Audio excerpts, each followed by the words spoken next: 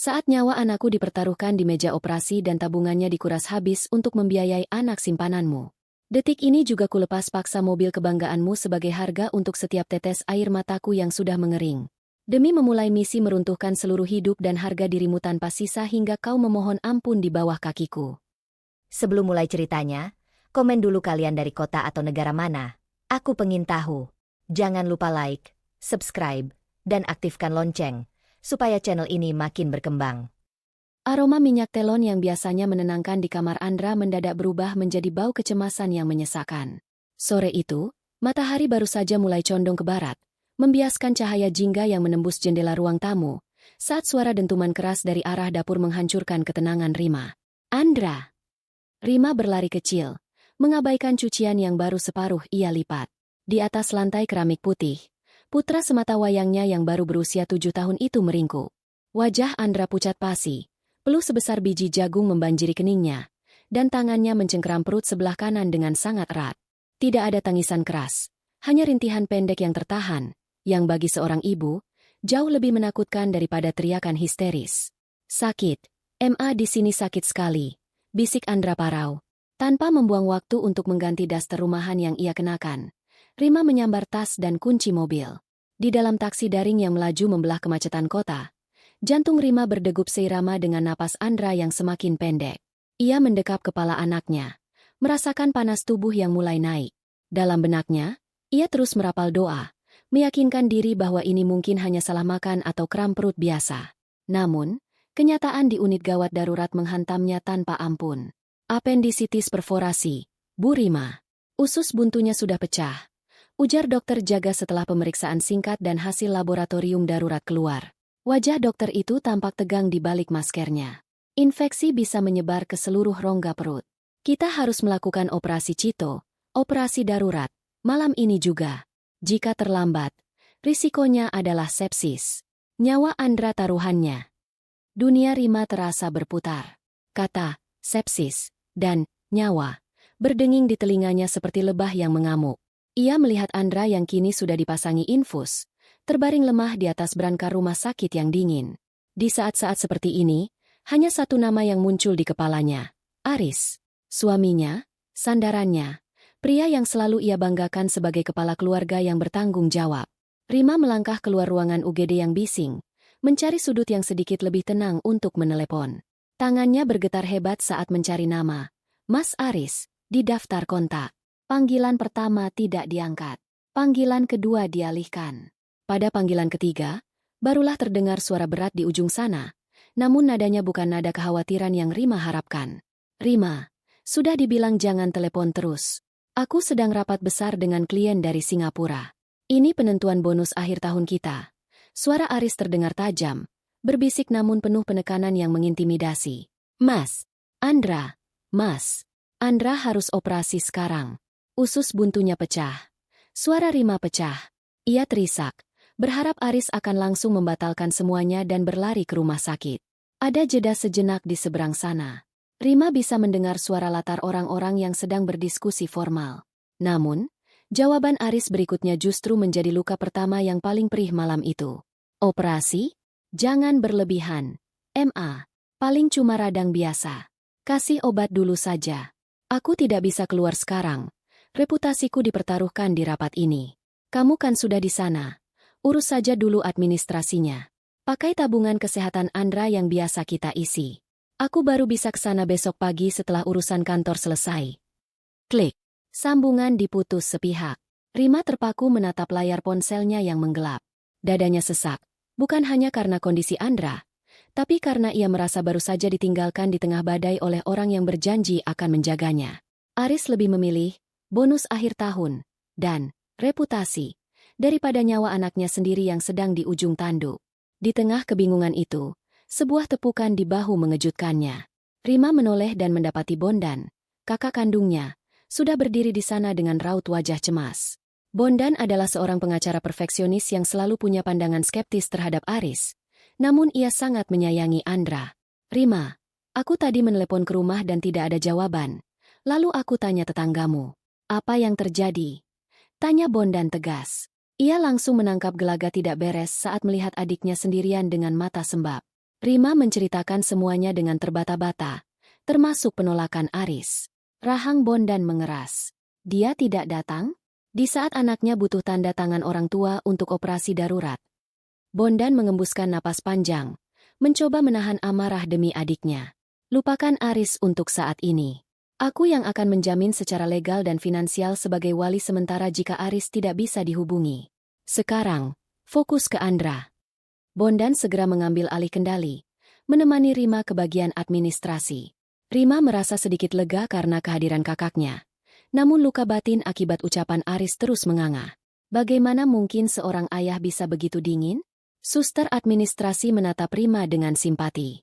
Ibu, untuk prosedur operasi darurat, kami memerlukan uang jaminan di awal atau verifikasi asuransi dan tabungan kesehatan khusus yang ibu miliki di bank rekanan kami. Berdasarkan data, akun tersebut atas nama suami ibu, Pak Aris. Rima mengangguk cepat. Ia tahu betul akun itu. Sejak Andra lahir, ia dan Aris sepakat menyisihkan sebagian besar pendapatan mereka, terutama dari sisa gaji Rima yang ia serahkan hampir seluruhnya pada Aris, ke dalam rekening, dana masa depan Andra. Akun itu seharusnya sudah berisi ratusan juta rupiah. Cukup untuk membiayai operasi 10 kali lipat dari harga sekarang. Tolong dicek. Sus, harusnya saldonya sangat cukup, ujar Rima dengan keyakinan yang tersisa. Petugas administrasi itu mengetikkan sesuatu di komputer. Lalu keningnya berkerut. Ia mencoba lagi, kemudian menatap Rima dengan tatapan yang sulit diartikan, perpaduan antara bingung dan kasihan. Maaf, Bu Rima. Rekening kesehatan atas nama Andra yang terhubung dengan rumah sakit ini, statusnya aktif, tapi saldonya nihil. Tidak ada dana yang tersisa di sana. Bahkan transaksi terakhir menunjukkan penarikan besar-besaran secara bertahap dalam 3 bulan terakhir. Jantung Rima seolah berhenti berdetak. Nihil? Tidak mungkin, Sus. Kami tidak pernah menyentuh uang itu. Rima menatap Bondan yang juga tampak terkejut. Pikirannya melayang pada Aris yang tadi menolak datang dengan alasan rapat penting. Sebuah kecurigaan liar mulai tumbuh di kepala Rima. Sebuah benih ketakutan yang lebih mengerikan daripada biaya rumah sakit itu sendiri. Uang itu hilang. Suaminya tidak mau datang. Dan anaknya harus dioperasi dalam hitungan menit. Suster, tolong siapkan operasinya. Jangan tunda lagi. Suara Rima tiba-tiba berubah datar, dingin, dan tegas. Ia menoleh pada Bondan. Mas, pinjami aku uang untuk jaminan awal. Aku akan menandatangani dokumennya sebagai penanggung jawab tunggal. Rima meraih pena dengan tangan yang kini tidak lagi bergetar karena takut, melainkan karena amarah yang mulai membeku. Saat ia menggoreskan tanda tangan di atas materai, ia membuat keputusan kecil yang berisiko di dalam hatinya. Ia tidak akan lagi memohon pada Aris. Jika Aris telah mengosongkan masa depan Andra, maka Rima akan memastikan Aris kehilangan masa depannya sendiri. Aku akan mencari tahu kemana uang itu pergi, Mas. Bisik Rima pada Bondan, lebih kepada dirinya sendiri. Dan jika benar Aris yang melakukannya, dia akan menyesal karena telah membiarkan aku berjuang sendirian malam ini. Rima berdiri di depan pintu ruang operasi yang tertutup rapat, menatap lampu merah yang menyala, sementara di saku dasternya, ponselnya terus membisu, tanpa ada satupun pesan balasan dari suaminya. Kata, nihil, itu terus bergaung di kepala Rima, lebih nyaring daripada suara monitor detak jantung yang sesekali terdengar dari balik pintu ruang operasi. Di lorong rumah sakit yang dingin dan beraroma karbol tajam, Rima merasa seolah-olah lantai yang ia pijak baru saja amblas. Selama 5 tahun, ia menyisihkan hampir 70% gajinya sebagai manajer pemasaran untuk dikelola Aris ke dalam rekening khusus kesehatan Andra. Ia percaya sepenuhnya. Ia tidak pernah bertanya karena Aris selalu menunjukkan laporan digital, yang kini ia sadari mungkin hanya tangkapan layar palsu, untuk menenangkannya. Rima, tarik napasmu. Jangan berhenti bernapas. Suara berat Bondan memecah kekosongan batin Rima. Rima menoleh, menatap kakaknya dengan mata yang terasa panas dan kering. Bondan berdiri di sana, masih mengenakan kemeja formal yang lengannya digulung hingga siku. Wajahnya yang tegas menyiratkan kekhawatiran sekaligus kemarahan yang tertahan. Bagaimana mungkin, Mas? Setiap tanggal 25, aku mentransfer uang ke rekening itu. Aku bahkan sering lembur hanya agar saldo Andra tidak berkurang kalau ada kebutuhan mendadak. Bisik Rima. Suaranya bergetar, bukan hanya karena sedih, tapi karena rasa malu yang luar biasa. Ia merasa telah menjadi orang paling bodoh di dunia, karena memberikan kepercayaan buta pada laki-laki yang saat ini bahkan tidak sudi mengangkat teleponnya. Bondan menghela napas, lalu mengeluarkan kartu kredit dari dompetnya. Tanpa banyak bicara, ia melangkah menuju loket administrasi yang tadinya membuat Rima mematung seperti pesakitan. Bayar jaminan operasinya dengan ini. Lakukan tindakan sekarang juga. Jangan tunggu 1 menit pun lagi. Perintah Bondan kepada petugas administrasi dengan nada otoriter khas seorang pengacara. Rima menyaksikan proses itu dengan perasaan hancur. Sebagai seorang istri yang bekerja keras, seharusnya ia mampu membiayai operasi anaknya sendiri. Namun malam ini, ia justru berutang pada kakaknya karena suaminya sendiri telah merampok masa depan anak mereka. Setiap bunyi beep dari mesin gesek kartu kredit itu terasa seperti tamparan yang mendarat tepat di wajah Rima. Setelah urusan administrasi selesai, Bondan mengajak Rima duduk di kursi tunggu kayu yang keras. Ia memberikan sebotol air mineral yang baru dibelinya dari kantin. "Minum dulu. Kamu harus kuat untuk Andra," kata Bondan. Ia terdiam sejenak. Matanya menatap lurus ke arah pintu ruang operasi. "Sebagai pengacara, aku sudah melihat banyak kasus penggelapan aset dalam rumah tangga, Rima. Tapi mengosongkan tabungan kesehatan anak sendiri, itu sudah masuk kategori kriminalitas moral yang luar biasa. Mungkin ada kesalahan sistem, Mas. Atau mungkin Aris memindahkannya ke instrumen investasi lain yang lebih menguntungkan." Rima mencoba membela. Sebuah sisa-sisa penyangkalan yang lazim dimiliki seseorang yang dunianya baru saja runtuh. Bondan menoleh, menatap adiknya dengan tajam. "Investasi apa yang lebih penting daripada nyawa anak saat ususnya pecah? Jangan naif. Rima, Aris punya akses penuh, dan dia tahu betul fungsi uang itu. Kalau dia memindahkannya, dia seharusnya langsung memberikan akses itu saat kamu menelepon tadi, bukan malah bicara soal bonus kantor dan rapat Singapura." Rima menunduk, meremas botol air mineral di tangannya hingga berderit. Kata-kata Bondan menusuk tepat di titik yang paling ia hindari. Aris memang selalu membanggakan gaya hidupnya. Aris sangat peduli pada citra. Mobil sport yang ia cicil dengan alasan investasi sosial, agar bisa bergaul dengan klien kelas atas, jam tangan mewah, hingga keanggotaan klub golf. Rima selama ini menganggap itu adalah tuntutan pekerjaan Aris sebagai eksekutif di bank swasta. Namun, jika semua kemewahan itu dibayar dengan uang kesehatan Andra, maka Aris bukan sekadar ambisius, dia adalah monster. "Aku akan memeriksa catatan mutasinya besok," bisik Rima. Tekadnya mulai mengeras. "Aku punya hak sebagai istri. Aku akan mendatangi bank itu." "Aku setuju," sahut Bondan. "Tapi ingat, Aris bekerja di lingkungan perbankan. Dia tahu cara menutupi jejak. Kamu tidak bisa datang begitu saja dan bertanya pada customer service biasa. Kamu butuh seseorang di dalam." Rima teringat pada Nila, sahabat masa kuliahnya yang juga bekerja di bank yang sama dengan Aris. Nila pernah beberapa kali mengisyaratkan sesuatu tentang Aris, namun Rima selalu mengalihkan pembicaraan karena tidak ingin mendengar hal buruk tentang suaminya. Sekarang, keengganan itu terasa seperti bumerang yang menghantam kepalanya sendiri.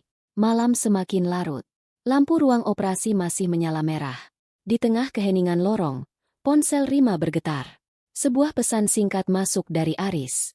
"Rim, aku menginap di hotel dekat kantor. Rapatnya molor sampai subuh dan aku terlalu lelah untuk menyetir ke rumah sakit. Tolong jangan ganggu dulu. Aku butuh fokus. Besok siang aku mampir kalau ada waktu." Rima menatap pesan itu tanpa ekspresi. Tidak ada kata tanya tentang kondisi Andra. Tidak ada penjelasan soal uang yang hilang. Hanya tentang kelelahan Aris dan fokus Aris. Air mata yang sejak tadi tertahan akhirnya luruh. Namun bukan air mata kesedihan. Itu adalah air mata pelepasan. Detik itu juga, sesuatu di dalam diri Rima mati. Rasa hormat dan cintanya pada Aris menguap, menyisakan ruang kosong yang dingin dan gelap. Ia tidak membalas pesan itu. Sebaliknya, ia membuka kontak Nila dan mengetik sebuah pesan singkat meskipun jarum jam sudah menunjukkan pukul 2 pagi. "Nil, maaf mengganggu. Besok pagi-pagi sekali. Aku butuh bantuanmu. Aku perlu tahu kemana larinya semua uang di rekening kesehatan Andra selama 3 bulan terakhir. Tolong aku." Setelah mengirim pesan itu, Rima menyimpan ponselnya kembali. Ia menoleh pada Bondan yang memperhatikannya dalam diam. "Mas," panggil Rima datar. "Ya. Pinjamkan aku kunci rumahmu. Malam ini, setelah Andra masuk ruang pemulihan, aku tidak mau pulang ke rumah yang aku bangun bersama Aris. Aku ingin pergi ke suatu tempat di mana aku bisa berpikir tanpa harus melihat barang-barang mewahnya yang mungkin dibeli dari darah dagingku sendiri." Bondan memberikan kunci cadangan rumahnya tanpa bertanya lebih lanjut. Ia tahu, adiknya sudah mengambil keputusan kecil yang berisiko. Rima mulai menarik diri dari jangkauan Aris. Rima kembali berdiri, mendekat ke kaca kecil di pintu ruang operasi. Di sana, di bawah lampu bedah yang terang, Andra sedang berjuang. Dan di luar sini, Rima bersumpah pada dirinya sendiri, bahwa ia akan mulai meruntuhkan istana pasir yang selama ini Aris bangun dengan penuh kesombongan. Fajar baru saja menyingsing, menyelinap melalui jendela-jendela besar lorong rumah sakit yang pucat. Lampu merah di atas pintu ruang operasi akhirnya padam, digantikan oleh kesunyian yang mencekam sebelum akhirnya pintu itu terbuka. Dokter keluar dengan gurat kelelahan, mengabarkan bahwa operasi berjalan lancar namun Andra masih harus melewati masa kritis di ruang pemulihan. Rima terduduk di kursi tunggu dengan tubuh yang terasa seperti rongsokan. Doanya terjawab, namun jiwanya tetap terasa kosong. Di sebelahnya, Bondan sudah tertidur lelap dengan posisi duduk yang tidak nyaman, memegang erat tas kerja yang berisi berkas-berkas hukum. Rima tidak ingin membangunkan kakaknya. Ia butuh keheningan untuk mencerna rasa sakit yang terus berdenyut di dadanya setiap kali ia mengingat pesan singkat dari Aris semalam. Langkah kaki yang terburu-buru memecah kesunyian lorong. Rima mendongak, mendapati seorang wanita dengan seragam kerja bank yang rapi namun wajahnya tampak pucat dan gelisah. Itu Nila. Sahabat Rima sejak bangku kuliah yang kini menjabat sebagai kepala operasional di salah satu cabang bank swasta tempat Aris bekerja. Rima. Nila berbisik, langsung memeluk Rima dengan erat. Aku langsung ke sini begitu membaca pesanmu tadi subuh. Bagaimana keadaan Andra? Sudah dioperasi. Nil. Sekarang masih diobservasi. Jawab Rima datar. Matanya tertuju pada amplop coklat tebal yang didekap Nila di dadanya. Kamu membawanya? Nila ragu sejenak. Ia menoleh ke arah Bondan yang masih terlelap, lalu mengajak Rima bergeser ke sudut lorong yang lebih sepi, dekat mesin penjual minuman otomatis. Wajah Nila tampak sangat tertekan. Rim, apa yang aku lakukan ini bisa membuatku dipecat. Mengakses data nasabah tanpa prosedur resmi adalah pelanggaran berat. Suara Nila gemetar. Tapi melihat apa yang dilakukan Aris padamu, pada Andra, aku tidak bisa diam saja. Nila menyerahkan amplop coklat itu. Tangannya masih sedikit gemetar. Rima menerimanya dengan jari-jari yang dingin. Begitu ia membuka segelnya, tumpukan kertas mutasi rekening terperinci selama 1 tahun terakhir terpampang di depan matanya. Rima membalik halaman demi halaman. Ia tidak menemukan angka-angka kecil. Yang ia lihat adalah aliran dana yang sistematis dan besar. Setiap tanggal 26, tepat sehari setelah Rima menyetorkan gajinya ke rekening kesehatan Andra, terjadi penarikan atau transfer keluar dalam jumlah yang hampir sama. Lihat halaman ketiga, bagian yang aku tandai kuning, bisik Nila. Mata Rima terpaku pada sebuah nama institusi, Imperial College London. Di sebelahnya, tertera rincian pembayaran, Tuition Fee or Living Allowance. Nilainya membuat jantung Rima seolah diremas tangan tak kasat mata. Jika dikonversi ke rupiah, angka itu cukup untuk membeli sebuah apartemen kelas menengah di Jakarta. Namun, yang paling menghancurkan pertahanan batin Rima bukanlah jumlah uangnya, melainkan kolom keterangan penerima manfaat yang tertulis kecil di bawahnya. Student name, Leo, Private Scholarship Support, Sponsor, Aris. Leo. Rima mengeja nama itu dengan suara yang nyaris hilang. Siapa Leo? Nil? Aris tidak punya keponakan atau saudara jauh bernama Leo. Kami tidak pernah punya program beasiswa untuk siapapun. Nila menunduk, tidak berani menatap mata sahabatnya. Aku melakukan penelusuran lebih jauh pada akun referensi pengirimnya. Dana itu dikirim ke sebuah akun perwalian atas nama seorang wanita bernama Siska. Aku tidak berani menyimpulkan apa-apa. Rim. Tapi pembayaran sekolah mahal di London ini sudah berlangsung selama 1 tahun penuh. Dan itu dibayar menggunakan dana yang seharusnya untuk perlindungan medis Andra. Dunia Rima mendadak kehilangan warnanya. Ia menyandarkan punggungnya ke dinding rumah sakit yang dingin.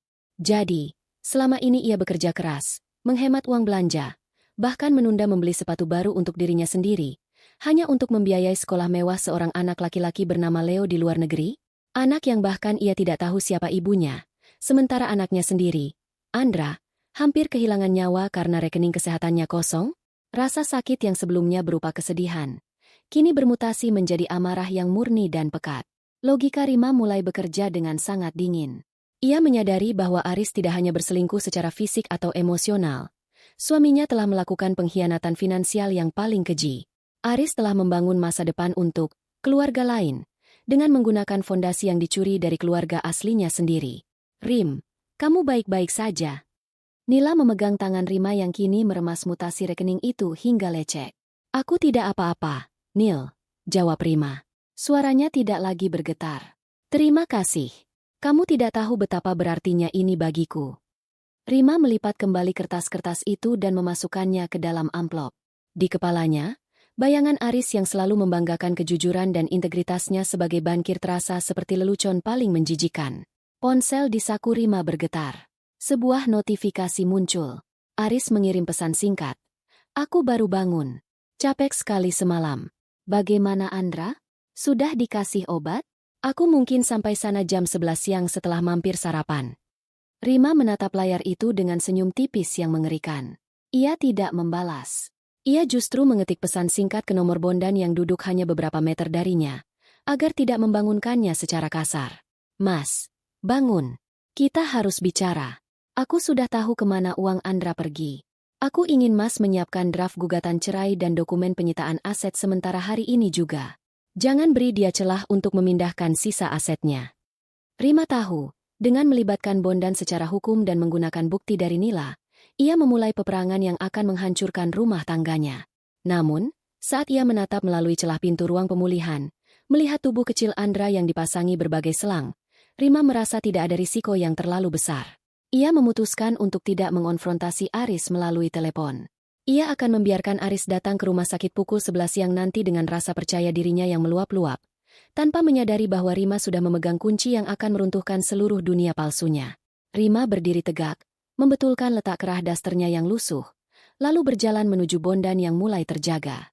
Langkah kakinya terdengar mantap di lantai keramik, menandakan bahwa Rima yang lembut dan penurut telah mati bersama dengan kosongnya saldo tabungan anaknya semalam. Amplop coklat berisi mutasi rekening itu terasa seberat bongkahan batu di atas pangkuan Rima. Ia duduk di kursi plastik di samping berangkar Andra yang masih terlelap di bawah pengaruh sisa anestesi. Suara teratur dari monitor jantung seharusnya memberikan ketenangan, namun bagi Rima, setiap detakan itu mengingatkannya pada detak waktu yang dicuri Aris dari masa depan anak mereka. Bondan sudah berpamitan 1 jam yang lalu untuk mengurus berkas di kantor hukumnya, meninggalkan Rima dalam keheningan yang menyesakan. Tepat pukul 11.20, pintu ruang pemulihan terbuka dengan suara gesekan yang kasar. Aris melangkah masuk. Ia tidak tampak seperti seorang ayah yang baru saja hampir kehilangan putra semata wayangnya. Aris mengenakan kemeja linen biru muda yang disetrika rapi, rambutnya tertata dengan pomade, dan aroma parfum mahal langsung menjajah aroma karbol di ruangan itu. Aris tidak segera menghampiri Andra. Ia berhenti beberapa langkah dari tempat tidur, menatap putranya dengan dahi berkerut, lalu beralih menatap Rima yang masih mengenakan daster kusut sejak kemarin sore. "Kenapa kamu tidak menjawab teleponku tadi?" tanya Aris tanpa salam. Suaranya tajam namun tertahan agar tidak didengar perawat di luar. "Aku kesulitan mencari tempat parkir. Rumah sakit ini benar-benar tidak profesional mengelola basementnya." Rima berdiri perlahan. Ia menatap suaminya, mencari sisa-sisa pria yang dulu ia cintai, namun yang ia temukan hanyalah seorang asing yang narsistik. "Andra hampir meninggal semalam, Mas. Dan hal pertama yang kamu keluhkan adalah tempat parkir." Aris mengibaskan tangan, seolah mengusir lalat. "Jangan dramatis. Dia sudah dioperasi, kan? Dia baik-baik saja sekarang. Aku tadi melihat mobilku di parkiran, kamu tahu? Ada goresan panjang di pintu samping. Sepertinya mobil di sebelahku membukanya terlalu keras. Itu mobil baru, Rima. Biaya polesnya tidak murah." Rima merasakan sesuatu yang dingin menjalar di punggungnya. Ia merogoh amplop coklat di atas kursi dan menyodorkannya ke depan dada Aris. "Uang kesehatan Andra kosong, Mas. Kemana perginya ratusan juta yang aku setor setiap bulan?" Wajah Aris berubah dalam sekejap. Ketangkasannya berbicara mendadak hilang, digantikan oleh gurat defensif yang kaku. Ia menyambar amplop itu, melirik isinya sekilas, lalu melemparnya kembali ke berangkar di dekat kaki Andra. "Oh, jadi ini alasan kamu bersikap seperti detektif?" Aris mendengus, mencoba tertawa sinis. "Aku menggunakannya untuk investasi, Rima. Ada peluang besar di bursa saham melalui temanku, tapi pasar sedang jatuh. Itu murni kecelakaan bisnis. Aku berniat menggantinya 2 kali lipat bulan depan. Tapi siapa yang tahu Andra bakal sakit tiba-tiba begini?" "Investasi." Rima melangkah maju, mempersempit jarak di antara mereka. Investasi macam apa yang membutuhkan pembayaran sekolah di London atas nama Leo? Siapa Leo, Mas? Pupil mata Aris melebar. Ada kilatan ketakutan yang tertangkap oleh mata Rima. Namun pria itu segera menutupinya dengan kemarahan yang meluap. Aris mencengkram lengan Rima, tidak cukup keras untuk menyakiti secara fisik, tapi cukup untuk mengintimidasi. Kamu sudah lancang menyentuh urusan pribadiku. Bentak Aris pelan namun penuh racun. Leo adalah anak rekan bisnisku yang sangat penting. Aku membiayai sekolahnya sebagai bentuk kesepakatan agar posisi direkturku aman. Ini demi kita juga. Demi rumah ini. Demi status kita. Kamu itu cuma ibu rumah tangga yang bekerja di pemasaran. Kamu tidak mengerti bagaimana dunia korporat bekerja. Tanpa koneksi itu, kita tidak akan bisa punya mobil sport atau gaya hidup seperti sekarang. Gaya hidup yang dibayar dengan nyawa anakmu sendiri. Rima menyentakkan lengannya hingga terlepas. Kamu membiarkan Andra kritis hanya karena ingin menjaga citra di depan orang lain? Kamu gila, Mas. Jaga mulutmu. Aris menunjuk wajah Rima. Kalau bukan karena aku, kamu masih tinggal di kontrakan sempit. Sekarang, jangan buat masalah. Aku akan urus biaya rumah sakit ini nanti setelah bonusku cair. Jangan pernah bahas soal rekening itu lagi atau aku akan tarik semua fasilitas yang kamu pakai, termasuk kartu kredit atas namaku. Seorang perawat masuk untuk mengganti cairan infus Andra, membuat Aris ketika mengubah ekspresi wajahnya menjadi pria santun yang penuh perhatian. Ia mengusap dahi Andra sejenak. Sebuah gestur palsu yang membuat Rima ingin muntah. Begitu perawat itu keluar, Aris kembali pada wajah aslinya. Aku harus kembali ke kantor. Ada pertemuan lagi jam 1. Ucap Aris sambil merapikan kerah kemejanya di depan cermin kecil ruangan. Dan satu lagi, cari tahu siapa yang menggores mobilku di parkiran tadi. Kalau perlu, minta rekaman CCTV rumah sakit ini. Aku tidak mau tahu. Mobil itu harus kembali mulus sore ini. Aris melangkah pergi tanpa menoleh lagi pada Andra yang mulai melenguh dalam tidurnya. Suara langkah sepatunya yang beradu dengan lantai terdengar angkuh, meninggalkan Rima dalam badai emosi yang kini telah membeku menjadi satu bentuk rencana yang solid. Rima duduk kembali di samping Andra. Ia mengusap tangan kecil anaknya yang dingin. Penjelasan Aris soal rekan bisnis adalah kebohongan paling kasar yang pernah ia dengar. Nila sudah mengonfirmasi nama Siska, dan Rima tahu, tidak ada rekan bisnis yang menerima pembayaran sekolah anak melalui akun perwalian pribadi wanita lain. Batin Rima bergejolak. Selama ini ia menjadi istri yang penurut, memberikan gajinya untuk dikelola suami, dan membiarkan Aris menjadi pusat gravitasi dunia mereka. Namun melihat Aris lebih peduli pada goresan di mobil daripada luka bekas operasi di perut Andra, Rima menyadari bahwa tidak ada lagi yang perlu dipertahankan.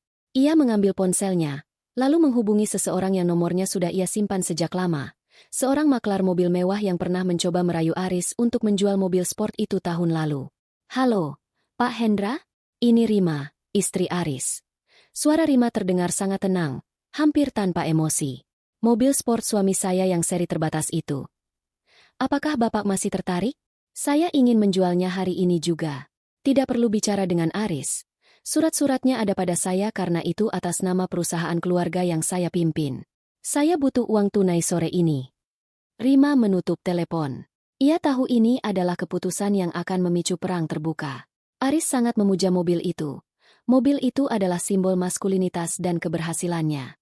Dengan menjualnya, Rima tidak hanya mendapatkan uang untuk Andra, tapi ia juga sedang menabuh genderang perang untuk meruntuhkan harga diri Aris. Sambil menatap Andra, Rima berbisik lirih. Maafkan Mama, Nak. Mama harus menjadi jahat agar kita bisa selamat. Tekanan batin baru muncul menyergapnya. Bagaimana jika Aris melakukan kekerasan saat tahu mobilnya hilang? Rima menggenggam kunci mobil di tasnya erat-erat.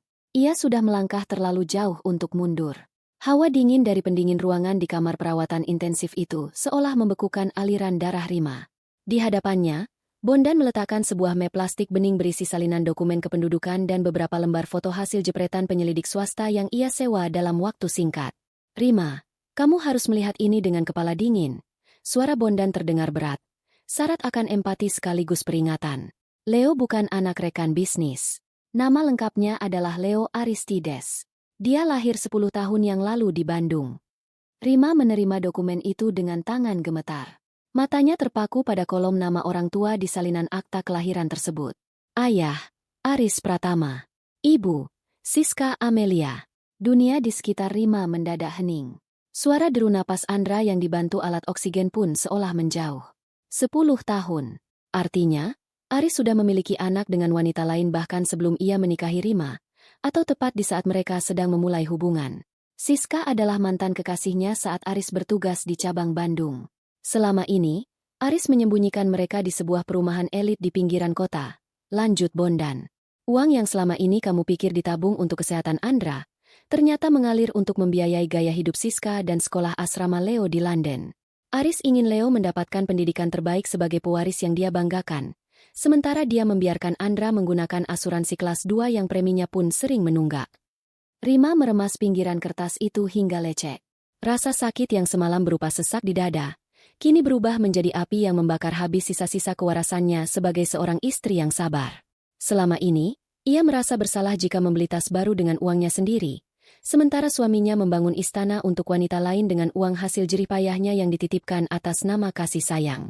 10 tahun aku hidup dalam kebohongan, Mas, bisik Rima. Suaranya tidak lagi serak, melainkan tajam seperti sembilu. Dia memperlakukan aku seperti mesin ATM untuk membiayai anak gundiknya. Sementara Andra hampir kehilangan nyawa karena dia pelit mengeluarkan uang untuk anaknya sendiri. Apa yang ingin kamu lakukan? Tanya Bondan. Aku bisa membawa ini ke ranah hukum sekarang juga. Penelantaran anak dan penggelapan dana dalam rumah tangga. Tidak sekarang, jawab Rima sambil berdiri. Ia menatap ke arah jendela, di mana mobil sport berkelir merah metalik milik Aris terparkir gagah di area VIP bawah. Hukum terlalu lambat untuk membalas rasa sakit Andra. Aku ingin dia merasakan bagaimana rasanya kehilangan sesuatu yang paling dia banggakan di dunia ini. Rima mengambil tasnya, mengeluarkan buku pemilik kendaraan, BPKB, yang selama ini ia simpan di brankas rumah, karena secara legal, mobil itu terdaftar atas nama perusahaan keluarga yang dipimpin Rima untuk keperluan pajak. Aris mungkin merasa memiliki mobil itu sepenuhnya, namun di atas kertas, Rimalah pemegang kendalinya. Ia melangkah keluar ruang perawatan menuju lobi rumah sakit. Di sana, seorang pria bertubuh tambun dengan kacamata hitam sudah menunggu. Pak Hendra, seorang kolektor mobil mewah yang sudah lama mengincar seri terbatas milik Aris. Ibu Rima, kita sudah bicara di telepon tadi. Pak Hendra berdiri, wajahnya sumringah. Ya, mobilnya ada di bawah. Saya butuh uangnya sekarang juga. Tunai atau transfer instan ke rekening kakak saya, Bondan, ujar Rima tanpa basa-basi. Tapi Bu, harga yang Ibu minta itu jauh di bawah harga pasar. Saya bisa rugi kalau ternyata ada masalah surat-surat. Pak Hendra mencoba menawar, taktik klasik seorang pedagang. Rima menatap pria itu dengan tatapan dingin yang membuat Pak Hendra terdiam. Surat-suratnya lengkap, atas nama saya. Tidak ada masalah hukum kecuali jika Anda menunda transaksi ini. Suami saya bisa datang kapan saja. Jika Anda ingin mobil itu dengan harga, kebakaran, ini, lakukan sekarang atau saya hubungi kolektor lain. Melihat ketegasan Rima, Pak Hendra segera mengangguk. Mereka melakukan transaksi di kafe sudut lobi yang sepi. Rima menandatangani berkas jual beli di bawah tangan. Saat notifikasi transfer masuk ke ponsel Bondan dalam jumlah miliaran rupiah, Rima tidak merasakan kebahagiaan. Ia hanya merasakan beban berat di bahunya sedikit terangkat. Ia segera menuju bagian administrasi rumah sakit. Dengan uang itu, ia melunasi seluruh biaya operasi, memesan kamar perawatan terbaik untuk masa pemulihan Andra, dan mendatangkan dokter spesialis anak terbaik untuk memantau kondisi putranya secara eksklusif. Semua sudah lunas. Sus, pastikan putra saya mendapatkan pelayanan paling istimewa. Ucap Rima pada perawat administrasi dengan nada yang tenang namun mengintimidasi. Setelah itu, Rima kembali ke kamar Andra. Ia duduk di samping ranjang, menggenggam tangan kecil anaknya.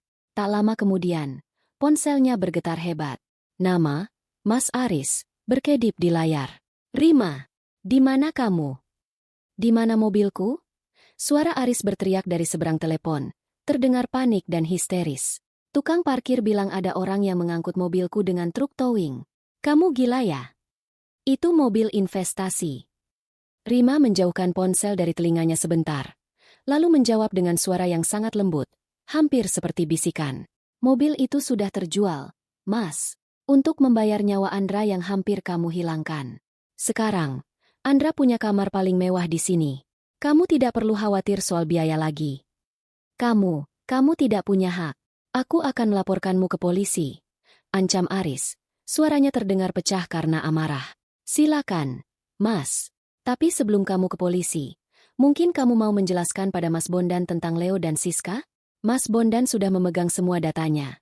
Rima mematikan sambungan telepon. Ia mematikan ponselnya, lalu menatap Andra yang mulai menggerakkan kelopak matanya. Keputusan menjual mobil itu hanyalah awal.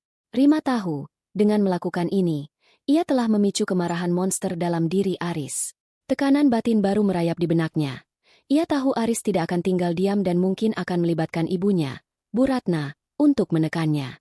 Namun, saat melihat Andra mulai sadar, Rima tahu ia tidak boleh berbalik arah. Ia telah membakar jembatan di belakangnya, dan sekarang ia harus memastikan seluruh dunia Aris ikut terbakar bersamanya. Rumah yang biasanya menjadi pelabuhan tenang itu kini terasa seperti kotak kaca yang retak, siap pecah kapan saja. Rima baru saja membaringkan Andra di ranjangnya.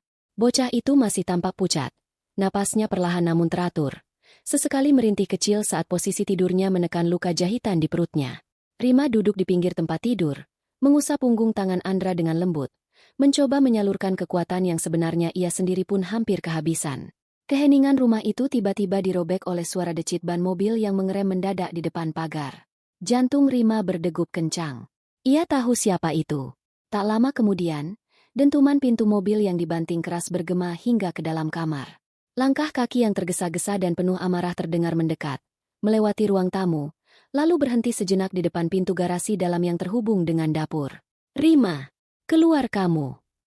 Teriakan Aris menggelegar, meruntuhkan ketenangan semu yang baru saja Rima bangun. Rima memejamkan mata sejenak, menghirup napas dalam-dalam untuk menstabilkan tangannya yang mulai bergetar. Ia melirik Andra yang sedikit terusik tidurnya. Dengan gerakan tenang namun penuh determinasi, Rima bangkit, menyelimuti anaknya, lalu melangkah keluar kamar dan menutup pintunya rapat-rapat. Di ruang tengah, Aris berdiri dengan wajah merah padam. Keringat membasahi pelipisnya, dan napasnya memburu seperti banteng yang terluka. Jas kantornya sudah entah kemana, hanya menyisakan kemeja yang berantakan dengan kancing atas terbuka. Di mana mobilku, Rima? Di mana? Bentak Aris, suaranya naik beberapa oktav. Ia melangkah maju, mempersempit jarak hingga Rima bisa mencium aroma alkohol tipis dan kemarahan yang pekat. Aku pulang dan garasi kosong. Tetangga bilang mereka melihat truk towing membawa mobilku pagi tadi. Apa yang kamu lakukan? Hah? Rima tidak mundur. Ia berdiri tegak, menatap lurus ke dalam bola mata suaminya yang liar. Aku sudah bilang lewat telepon. Mas, mobil itu sudah kujual. Kamu gila. Aris mengangkat tangannya tinggi-tinggi. Telapak tangannya terbuka lebar, siap mendarat di pipi Rima. Matanya melotot penuh kebencian. Itu mobil koleksi. Harganya naik setiap tahun. Itu investasiku. Harga diriku di depan klien. Kamu tidak punya hak menjualnya tanpa persetujuanku. Rima memejamkan mata, menunggu hantaman itu. Namun, di balik pintu kamar, terdengar suara rintihan lirih. Mama? Suara lemah Andra itu seperti air es yang menyiram api di kepala Rima. Ia membuka mata, dan kali ini tidak ada ketakutan di sana. Hanya ada kemarahan yang dingin dan tajam. Ia menangkap pergelangan tangan Aris sebelum pria itu sempat mengayunkannya. Kekuatan Rima yang biasanya tersembunyi di balik sifat penurutnya kini muncul ke permukaan. Pukul, Mas. Pukul aku di depan anakmu yang hampir mati karena ayahnya lebih memilih membiayai anak wanita lain daripada membayar biaya operasinya sendiri. Bisik Rima dengan nada yang begitu rendah namun sangat mengancam. Aris tertegun. Tangannya tertahan di udara. Harga dirinya yang narsisistik merasa terpukul karena ia baru saja kehilangan kendali di depan istrinya yang selama ini dianggapnya lemah. Ia menurunkan tangannya perlahan, namun matanya masih memancarkan api. Apa maksudmu? Kamu bicara apa soal anak wanita lain? Jangan mengada-ada untuk menutupi pencurian yang kamu lakukan. Aris masih mencoba membela diri. Namun suaranya sedikit goyah. Tanpa berkata apa-apa, Rima berjalan menuju meja makan. Ia mengambil selembar kertas yang sejak tadi diletakkannya di sana, kwitansi pelunasan dari rumah sakit dengan jumlah nominal yang sangat besar, lengkap dengan rincian biaya penanganan darurat dan perawatan intensif. Di sampingnya, ia juga meletakkan salinan mutasi rekening kesehatan Andra yang kini bersaldo nol. Ini alasan mobil itu hilang, kata Rima. Suaranya kini terdengar datar dan dingin. Biaya operasi Andra yang ususnya pecah semalam. Biaya dokter spesialis yang harus kupanggil karena fasilitas asuransi yang kamu berikan ternyata sudah tidak aktif karena premi tidak dibayar. Dan ini. Rima menyodorkan mutasi rekening itu tepat ke wajah Aris. Adalah bukti bahwa uang yang seharusnya ada di sini, kamu kirim ke London untuk Leo. Aris merampas kertas-kertas itu. Tangannya gemetar saat membaca rinciannya. Di saat yang sama, pintu depan rumah terbuka. Seorang wanita parubaya dengan pakaian glamor dan perhiasan emas yang mencolok masuk tanpa mengetuk.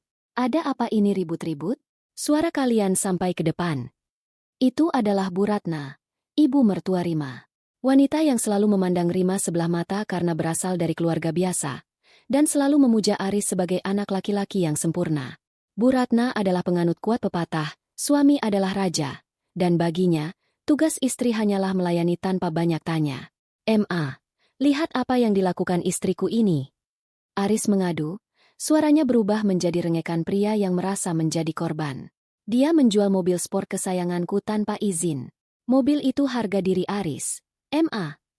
Bu Ratna membelalakan matanya, menatap Rima seolah-olah Rima adalah penjahat kelas kakap. "Apa? Kamu menjual mobil Aris? Rima, apa kamu sudah hilang akal? Itu harta suami. Kamu itu cuma istri. Tugasmu menjaga harta suami, bukan menghabiskannya. Aris bekerja banting tulang untuk gaya hidup kalian, dan kamu begini balasannya." Rima merasakan dadanya seperti dihimpit batu besar.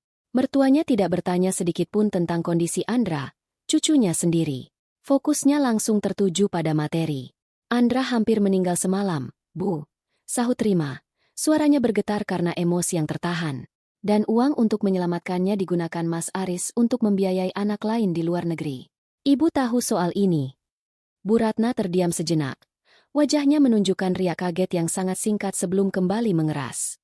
"Jangan bicara sembarangan. Aris itu orang sibuk.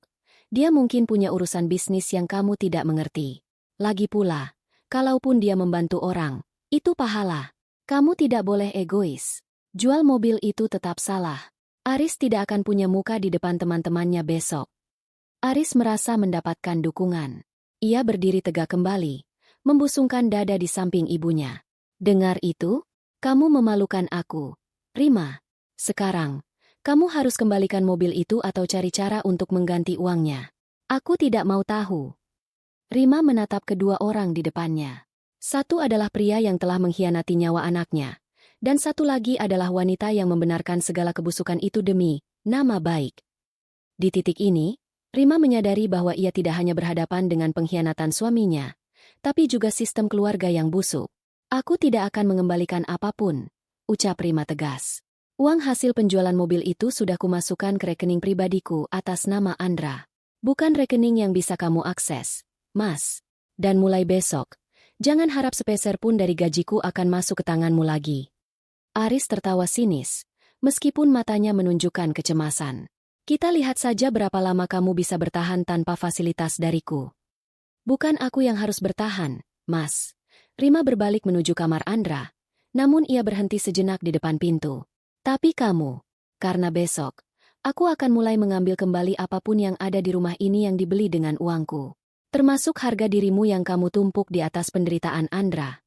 Rima masuk ke kamar dan mengunci pintunya. Ia duduk di lantai di balik pintu, memeluk lututnya. Air matanya jatuh, bukan karena sedih, tapi karena ia baru saja membuat keputusan besar yang sangat berisiko.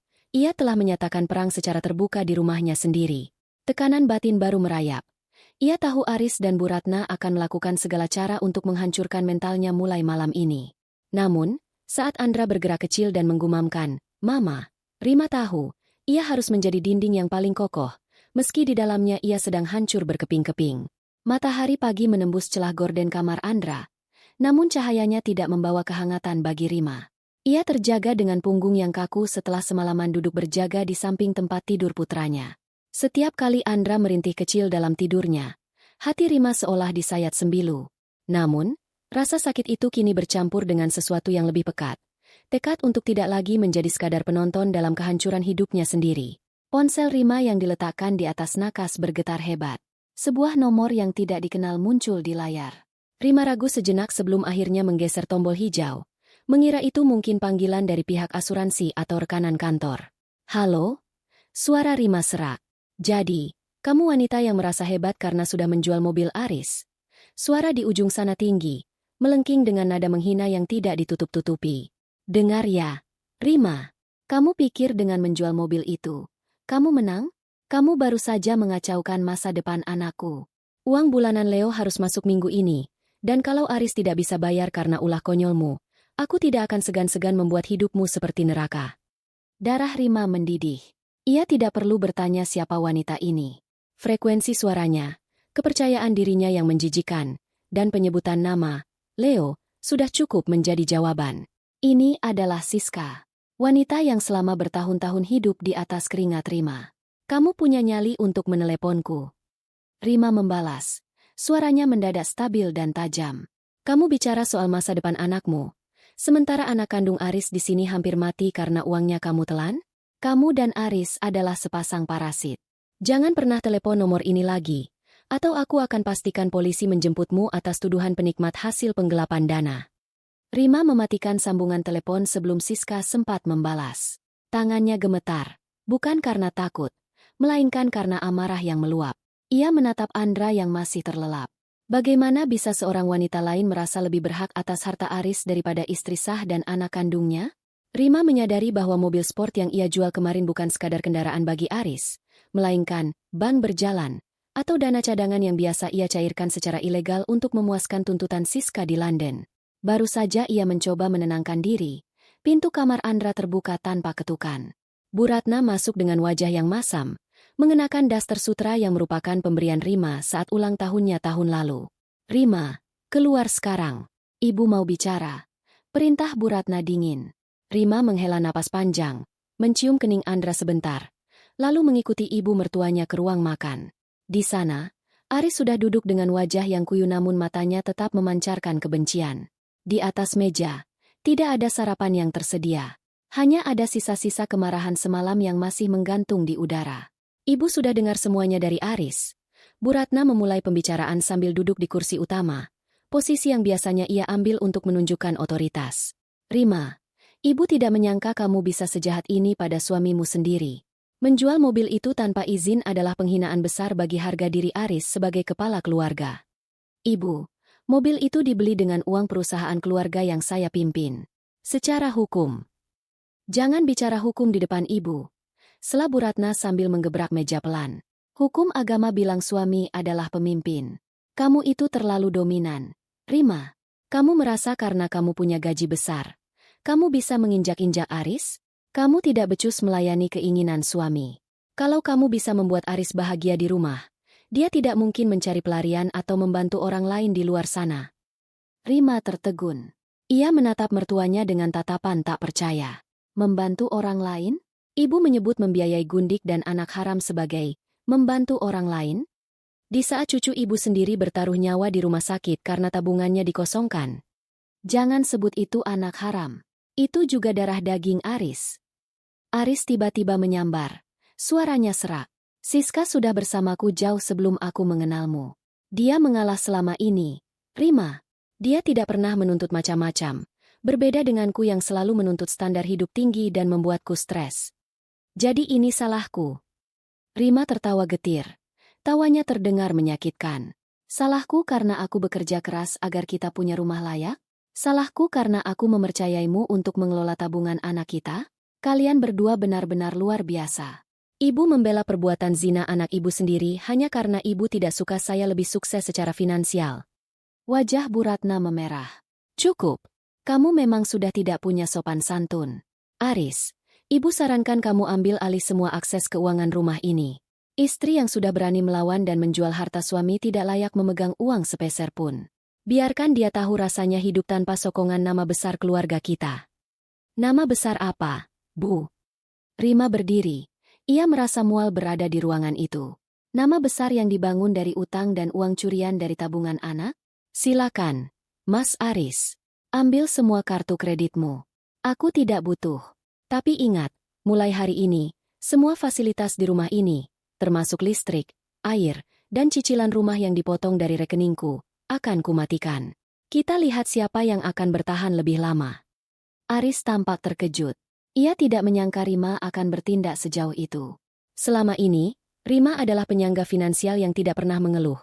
Sementara Aris menggunakan gajinya sendiri untuk hal-hal yang ia sebut investasi, yang kini Rima tahu adalah untuk Siska. Rima, jangan kekanak-kanakan, bentak Aris. Aku tidak kekanak-kanakan, Mas. Aku hanya mulai realistis.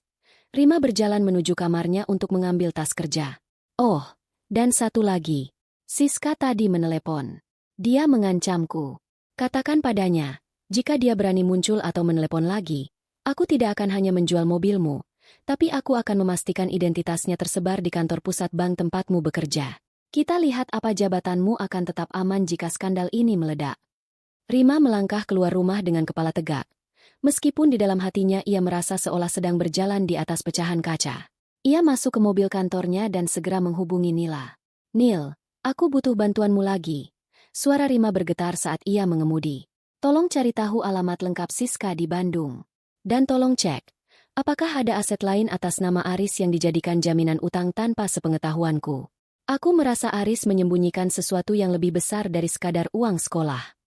Keputusan ini berisiko.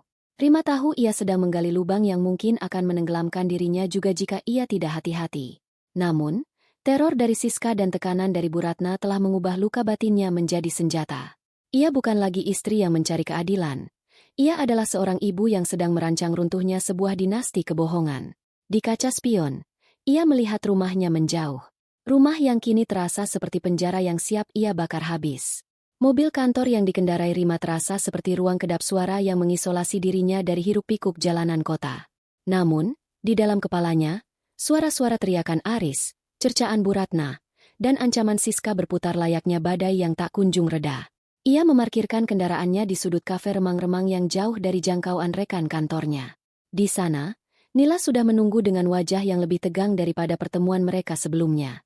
Nila tidak memesan kopi. Di hadapannya hanya ada segelas air putih yang sudah berembun dan sebuah map biru yang ia dekap erat. Saat Rima duduk, Nila tidak langsung bicara. Ia hanya menyodorkan map itu dengan tangan yang dingin. Aku mencari celah lebih dalam. Rim. Bukan cuma mutasi rekening kesehatan Andra. Suara Nila nyaris berbisik, seolah-olah dinding kafe itu memiliki telinga. Aris menggunakan otoritasnya di bank pusat untuk melakukan sesuatu yang sangat berisiko. Sesuatu yang melibatkan rumah kalian. Jantung Rima berdegup kencang. Ia membuka map itu dan matanya langsung tertuju pada dokumen berjudul Akta Pemberian Hak Tanggungan.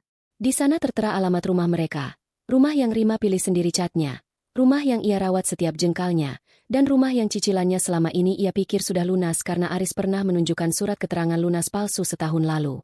Aris mengambil pinjaman multiguna atas nama pribadi dengan jaminan sertifikat rumah kalian.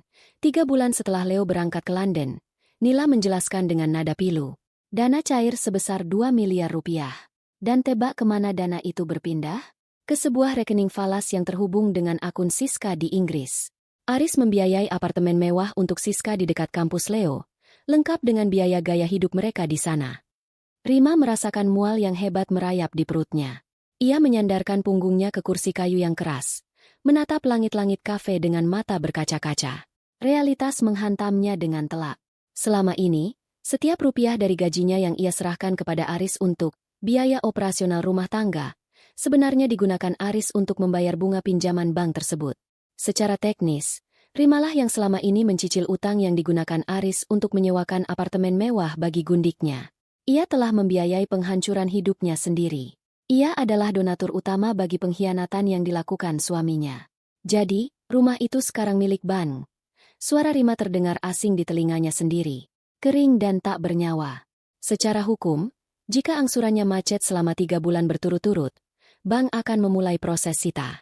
Dan Rim, angsuran bulan ini belum dibayar karena kamu memutus aliran dana ke rekening Aris kemarin, kan? Nila menatap sahabatnya dengan penuh kecemasan. Rima tertawa. Sebuah tawa getir yang lebih mirip isak tangis. Dia menjadikanku tameng. Nil. Dia mencuri masa depan Andra. Lalu dia menjaminkan atap tempat tinggal kami demi wanita itu. Dan aku dengan bodohnya bekerja lembur, menghemat uang makan siang, hanya agar dia bisa mengirimkan kemewahan ke London.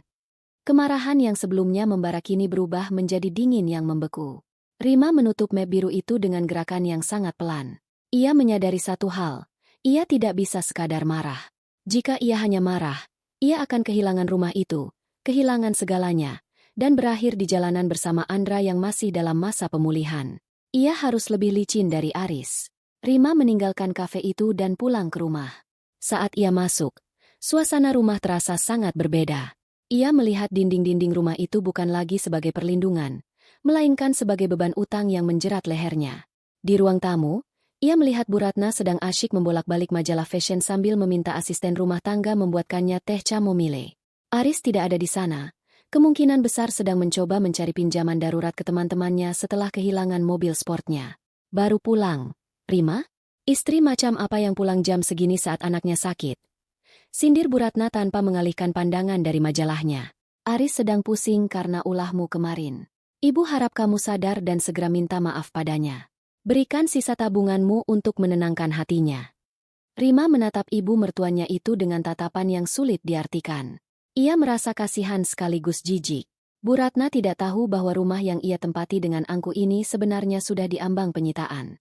Ibu benar, sahut Rima datar, membuat Bu Ratna menoleh dengan senyum kemenangan yang prematur. Seharusnya saya lebih peduli pada harta keluarga, termasuk rumah ini. Rima masuk ke kamar Andra. Putranya sedang duduk di tempat tidur, mencoba menggambar sesuatu di buku sketsanya. Rima memeluk Andra erat-erat, menghirup aroma rambut anaknya yang menenangkan. Di dalam hatinya, sebuah rencana mulai tersusun. Ia tidak akan membayar cicilan rumah itu. Jika ia membayarnya, ia hanya akan menyelamatkan Aris. Namun, ia juga tidak ingin rumah itu disita begitu saja. Ia harus memindahkan aset-aset berharga di dalam rumah ini sebelum badai itu datang. Malam itu, saat Aris pulang dengan wajah yang makin kuyu dan bau rokok yang menyengat, Rima tidak melayaninya. Ia justru menghubungi Bondan melalui pesan singkat yang terenkripsi. Mas, Aris menjaminkan rumah kami untuk Siska. Hutangnya macet. Aku ingin Mas menyiapkan strategi untuk gugatan harta gono gini yang menuntut pengalihan utang sepenuhnya ke beban pribadi Aris, karena digunakan untuk perzinahan. Dan satu lagi, aku butuh gudang penyimpanan rahasia. Besok, aku akan mulai mengosongkan barang-barang berharga yang kubeli dengan uangku sendiri dari rumah ini secara diam-diam. Aris mencoba masuk ke kamar, namun Rima mengunci pintunya dari dalam. Rima, buka pintunya. Aku butuh bicara soal tagihan rumah. Teriak Aris sambil menggedor pintu. Rima berdiri di balik pintu, menggenggam dokumen dari Nila. Bicaralah pada bank, Mas. Atau bicara pada Siska. Mungkin dia mau menjual apartemennya di London untuk membayar rumah ini. Hening sejenak di luar sana, sebelum akhirnya terdengar suara Aris yang menendang pintu dengan frustrasi. Tekanan batin Rima meningkat tajam saat ia menyadari bahwa mulai besok, ia akan hidup di bawah satu atap dengan pria yang ia benci, di sebuah rumah yang sudah bukan lagi miliknya, sambil melakukan aksi pencurian asetnya sendiri agar tidak ikut disita. Setiap langkahnya kini seperti berjalan di atas tali tipis di atas jurang. Salah sedikit, ia akan kehilangan segalanya. Keputusan kecil pertamanya, ia memindahkan perhiasan emas dan surat-surat berharga dari brankas kamar ke dalam tas kerjanya, siap untuk dititipkan pada Bondan besok pagi. Perang gerilya di dalam rumah sendiri baru saja dimulai. Lantai marmer rumah yang biasanya mengilap kini terasa berdebu dan dingin di bawah telapak kaki Rima. Selama 2 hari terakhir, ia bergerak seperti bayangan di rumahnya sendiri. Setiap kali Aris atau Bu Ratna tidak berada di ruangan, Rima akan dengan cepat mengambil satu persatu barang berharga yang ia beli dengan keringatnya sendiri. Jam tangan koleksi, tas desainer, hingga logam mulia yang tersimpan di sudut lemari, dan memasukkannya ke dalam bagasi mobil kantornya. Ia merasa seperti seorang pencuri di rumah yang ia bangun. Namun ia tahu ini adalah satu-satunya cara untuk menyelamatkan sisa-sisa hidupnya sebelum bank datang menyita segalanya. Andra sudah mulai bisa duduk tegak di tempat tidurnya. Bekas operasi di perutnya memang berangsur kering, namun luka lain mulai muncul di matanya. Bocah itu menjadi sangat pendiam. Ia tidak lagi meminta dibacakan buku cerita, atau menanyakan kapan ayahnya akan mengajaknya bermain bola. Setiap kali mendengar suara langkah sepatu Aris yang keras di koridor, Andra akan langsung menarik selimutnya hingga ke dagu. Matanya bergerak gelisah menatap pintu. Andra, makan sedikit ya? Mama buatkan bubur ayam kesukaanmu. Bujuk Rima lembut, berusaha menyembunyikan getar di suaranya. Andra hanya menggeleng. Ma, apa papa masih marah? Pertanyaan sederhana itu menghujam jantung Rima. Ia ingin berbohong, mengatakan bahwa semua baik-baik saja, namun suara teriakan Aris dari ruang tamu mematahkan niatnya. Rima, Di mana kotak perhiasan di laci meja rias? Suara Aris menggelegar, diikuti bunyi benda pecah, mungkin vas bunga atau gelas. Andra tersentak hebat, bahunya menciut, dan ia mulai terisak tanpa suara. Rima segera memeluk putranya, menutup telinga kecil itu dengan telapak tangannya. Kemarahan yang selama ini ia tekan hingga ke dasar batin kini meluap kembali, bercampur dengan rasa bersalah yang tak terhingga. Ia telah membiarkan anaknya tumbuh di tengah medan perang demi mempertahankan status, keluarga utuh, yang ternyata hanya fata morgana. Rima melepaskan pelukannya, mencium kening Andra, lalu melangkah keluar kamar dengan mata yang menyala. Ia menutup pintu kamar Andra rapat-rapat. Namun ia tahu kayu jati itu tidak cukup tebal untuk meredam racun yang keluar dari mulut suaminya. Di ruang tengah, Aris berdiri dengan napas memburu. Laci meja rias yang ia tarik paksa tergeletak di lantai. Di sampingnya, Bu Ratna berdiri dengan tangan bersedekap, wajahnya penuh penghakiman. Kamu menyembunyikannya, kan? Kamu mau memeras suamimu sendiri. Tuduh Bu Ratna. Aris butuh emas-emas itu untuk menutupi kekurangan cicilan rumah bulan ini. Kamu mau kita semua diusir dari sini hanya karena sifat pelitmu. Rumah ini sudah dijaminkan Aris tanpa izinku, Bu. Sahut Rima, suaranya rendah namun penuh penekanan. Dan emas-emas itu adalah hasil kerja-kerjaku selama 10 tahun. Tidak akan kubiarkan 1 gram pun jatuh ke tangan pria yang menggunakan uang anaknya untuk membiayai wanita lain. Jaga mulutmu. Aris menerjang maju, mencengkeram bahu Rima dengan keras hingga Rima meringis. Uang itu untuk investasi. Aku butuh emas itu sekarang untuk membayar bunga pinjaman. Kalau bank menyita rumah ini, namaku di kantor akan hancur. Aku bisa dipecat. Reputasi, selalu saja reputasi yang kamu pikirkan. Rima menepis tangan Aris dengan jijik. Andra ketakutan di dalam sana. Dia trauma melihat ayahnya sendiri. Apa kamu tidak punya hati nurani sedikit pun? Jangan bawa-bawa Andra untuk menutupi sifat pembangkangmu. Sela Bu Ratna. Anak itu takut karena kamu selalu menunjukkan wajah sedih dan tidak becus mengurus rumah tangga. Kalau kamu patuh pada Aris, suasana rumah ini akan tenang. Tepat saat itu, pintu kamar Andra terbuka sedikit. Andra berdiri di sana dengan kaki gemetar, memegangi perutnya yang mungkin terasa nyeri karena gerakan mendadak. Wajahnya basah oleh air mata. Papa, jangan pukul Mama. Suara Andra nyaris tak terdengar, namun sanggup membungkam keributan di ruangan itu sejenak. Aris menoleh, menatap anaknya bukan dengan penyesalan, melainkan dengan kejengkelan karena merasa otoritasnya diganggu. Masuk ke kamar. Andra, ini urusan orang tua.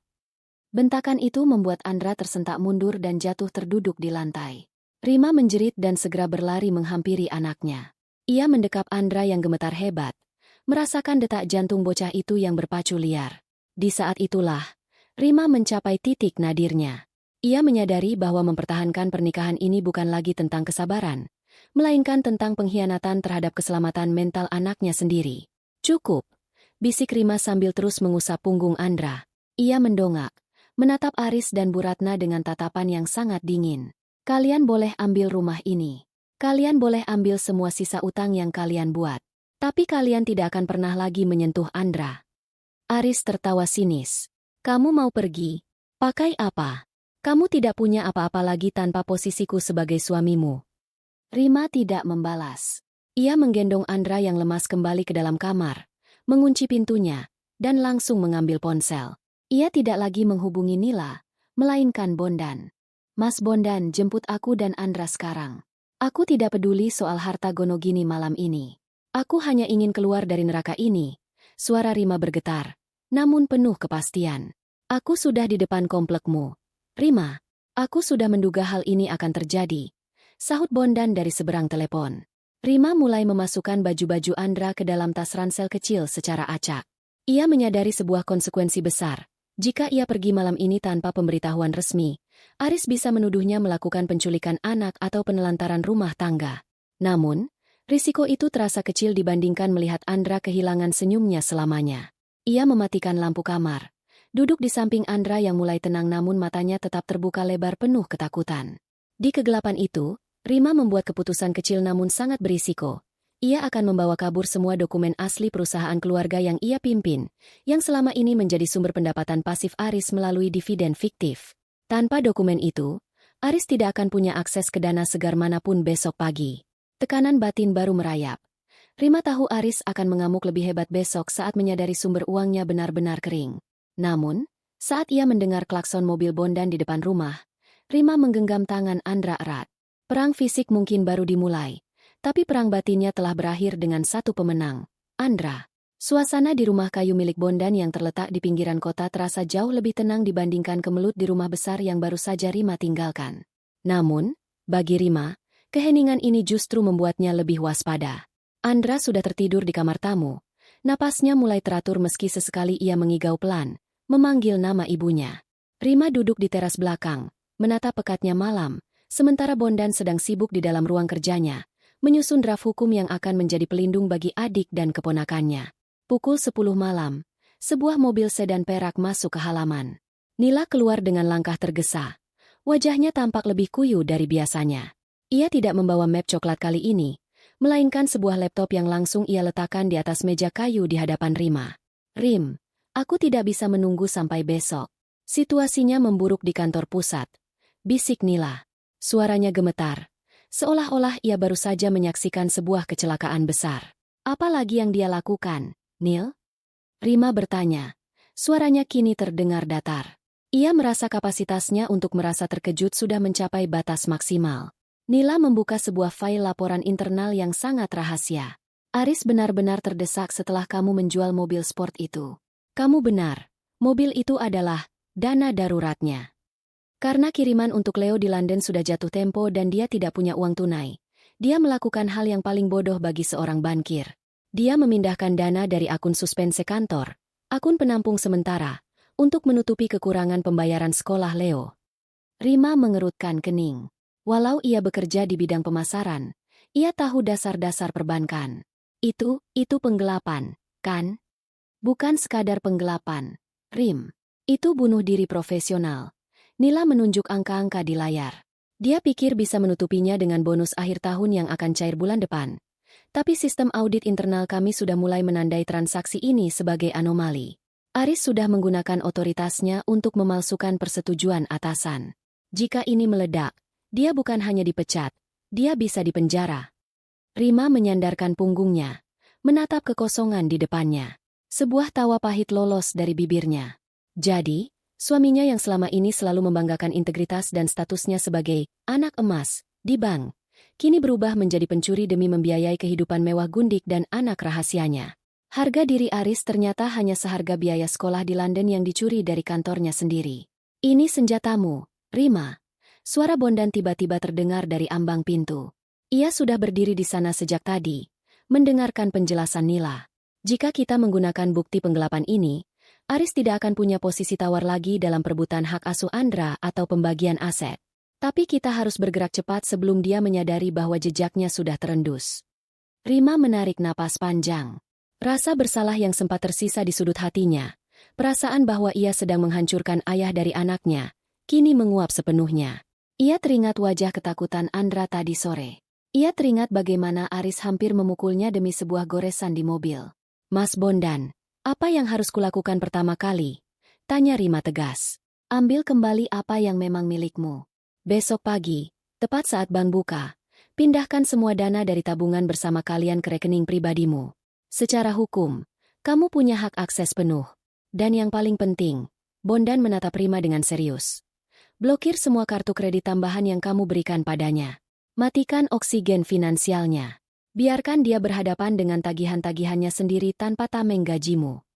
Rima mengangguk. Sepanjang malam itu, di bawah bimbingan Bondan dan bantuan data dari Nila, Rima melakukan operasi pembersihan. Dengan jemarinya yang kini mantap, ia mengakses aplikasi perbankan di ponselnya. Ia memindahkan sisa dividen dari perusahaan keluarga yang selama ini masuk rekening Aris, lalu mengubah semua kata sandi akses aset digital yang masih atas namanya.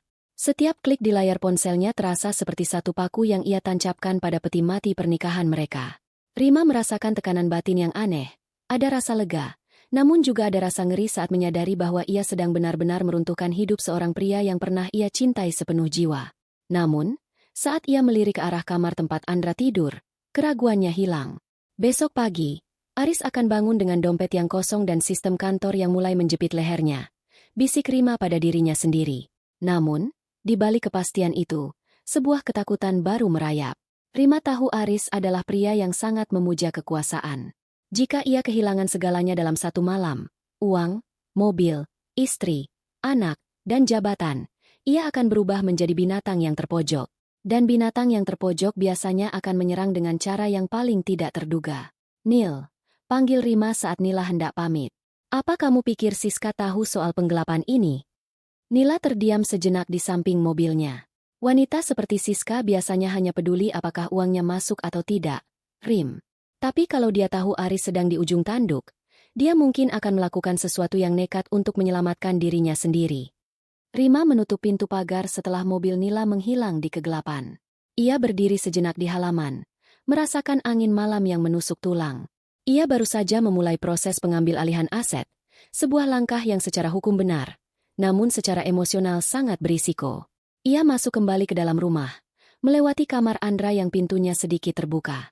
Di sana, di atas meja kecil, Andra meninggalkan sebuah gambar, seorang anak kecil dan seorang ibu yang sedang memegang payung di bawah hujan, tanpa ada sosok ayah di sana.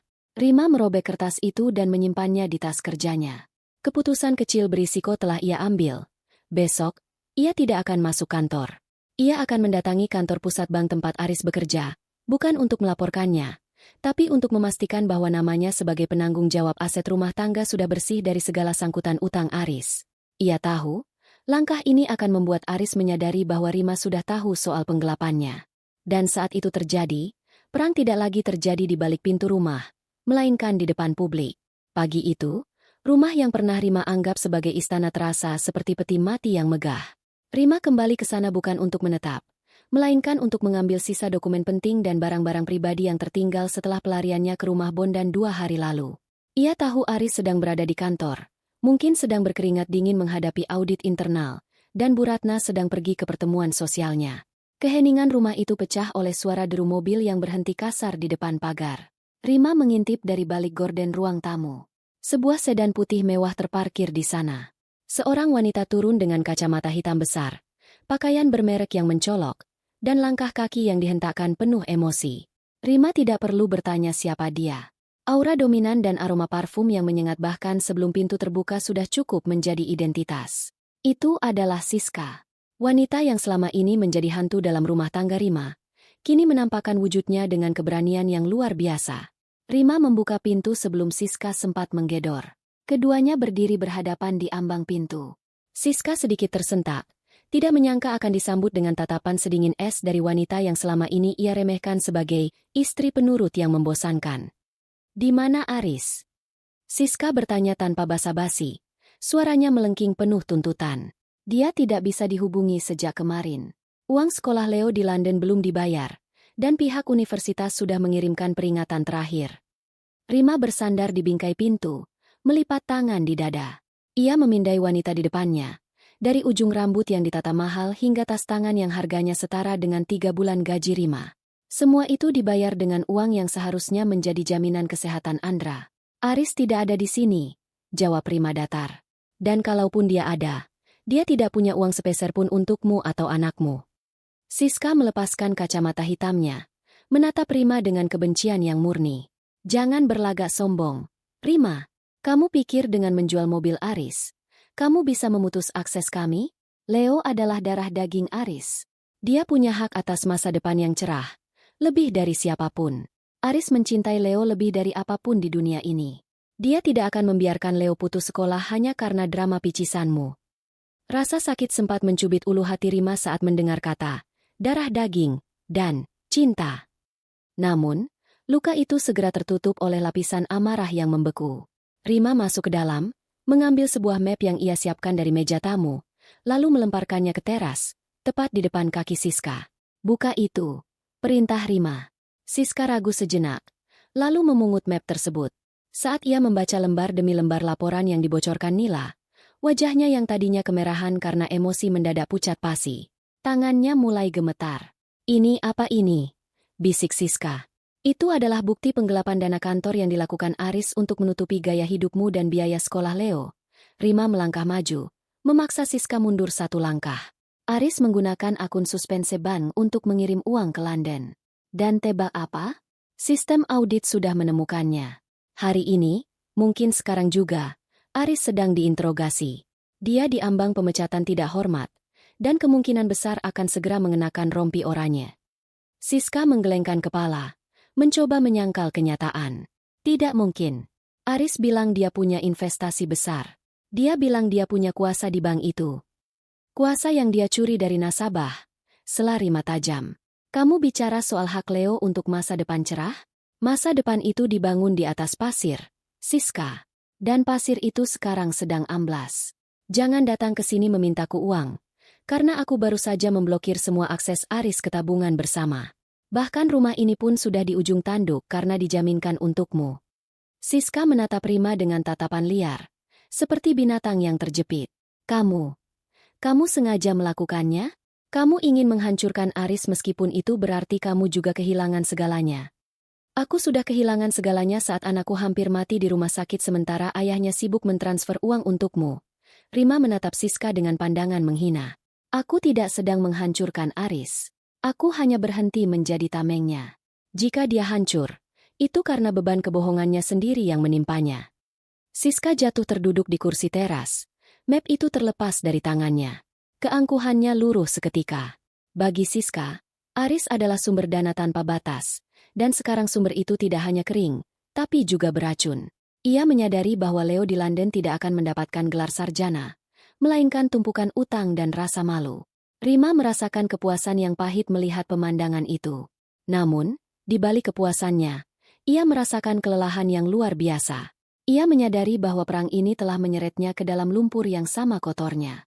Ia bukan lagi Rima yang penuh kasih. Ia telah berubah menjadi sosok yang dingin dan tak berbelas kasih. Pergilah, Siska, ucap Rima tanpa emosi. Jangan pernah menginjakkan kaki di rumah ini lagi.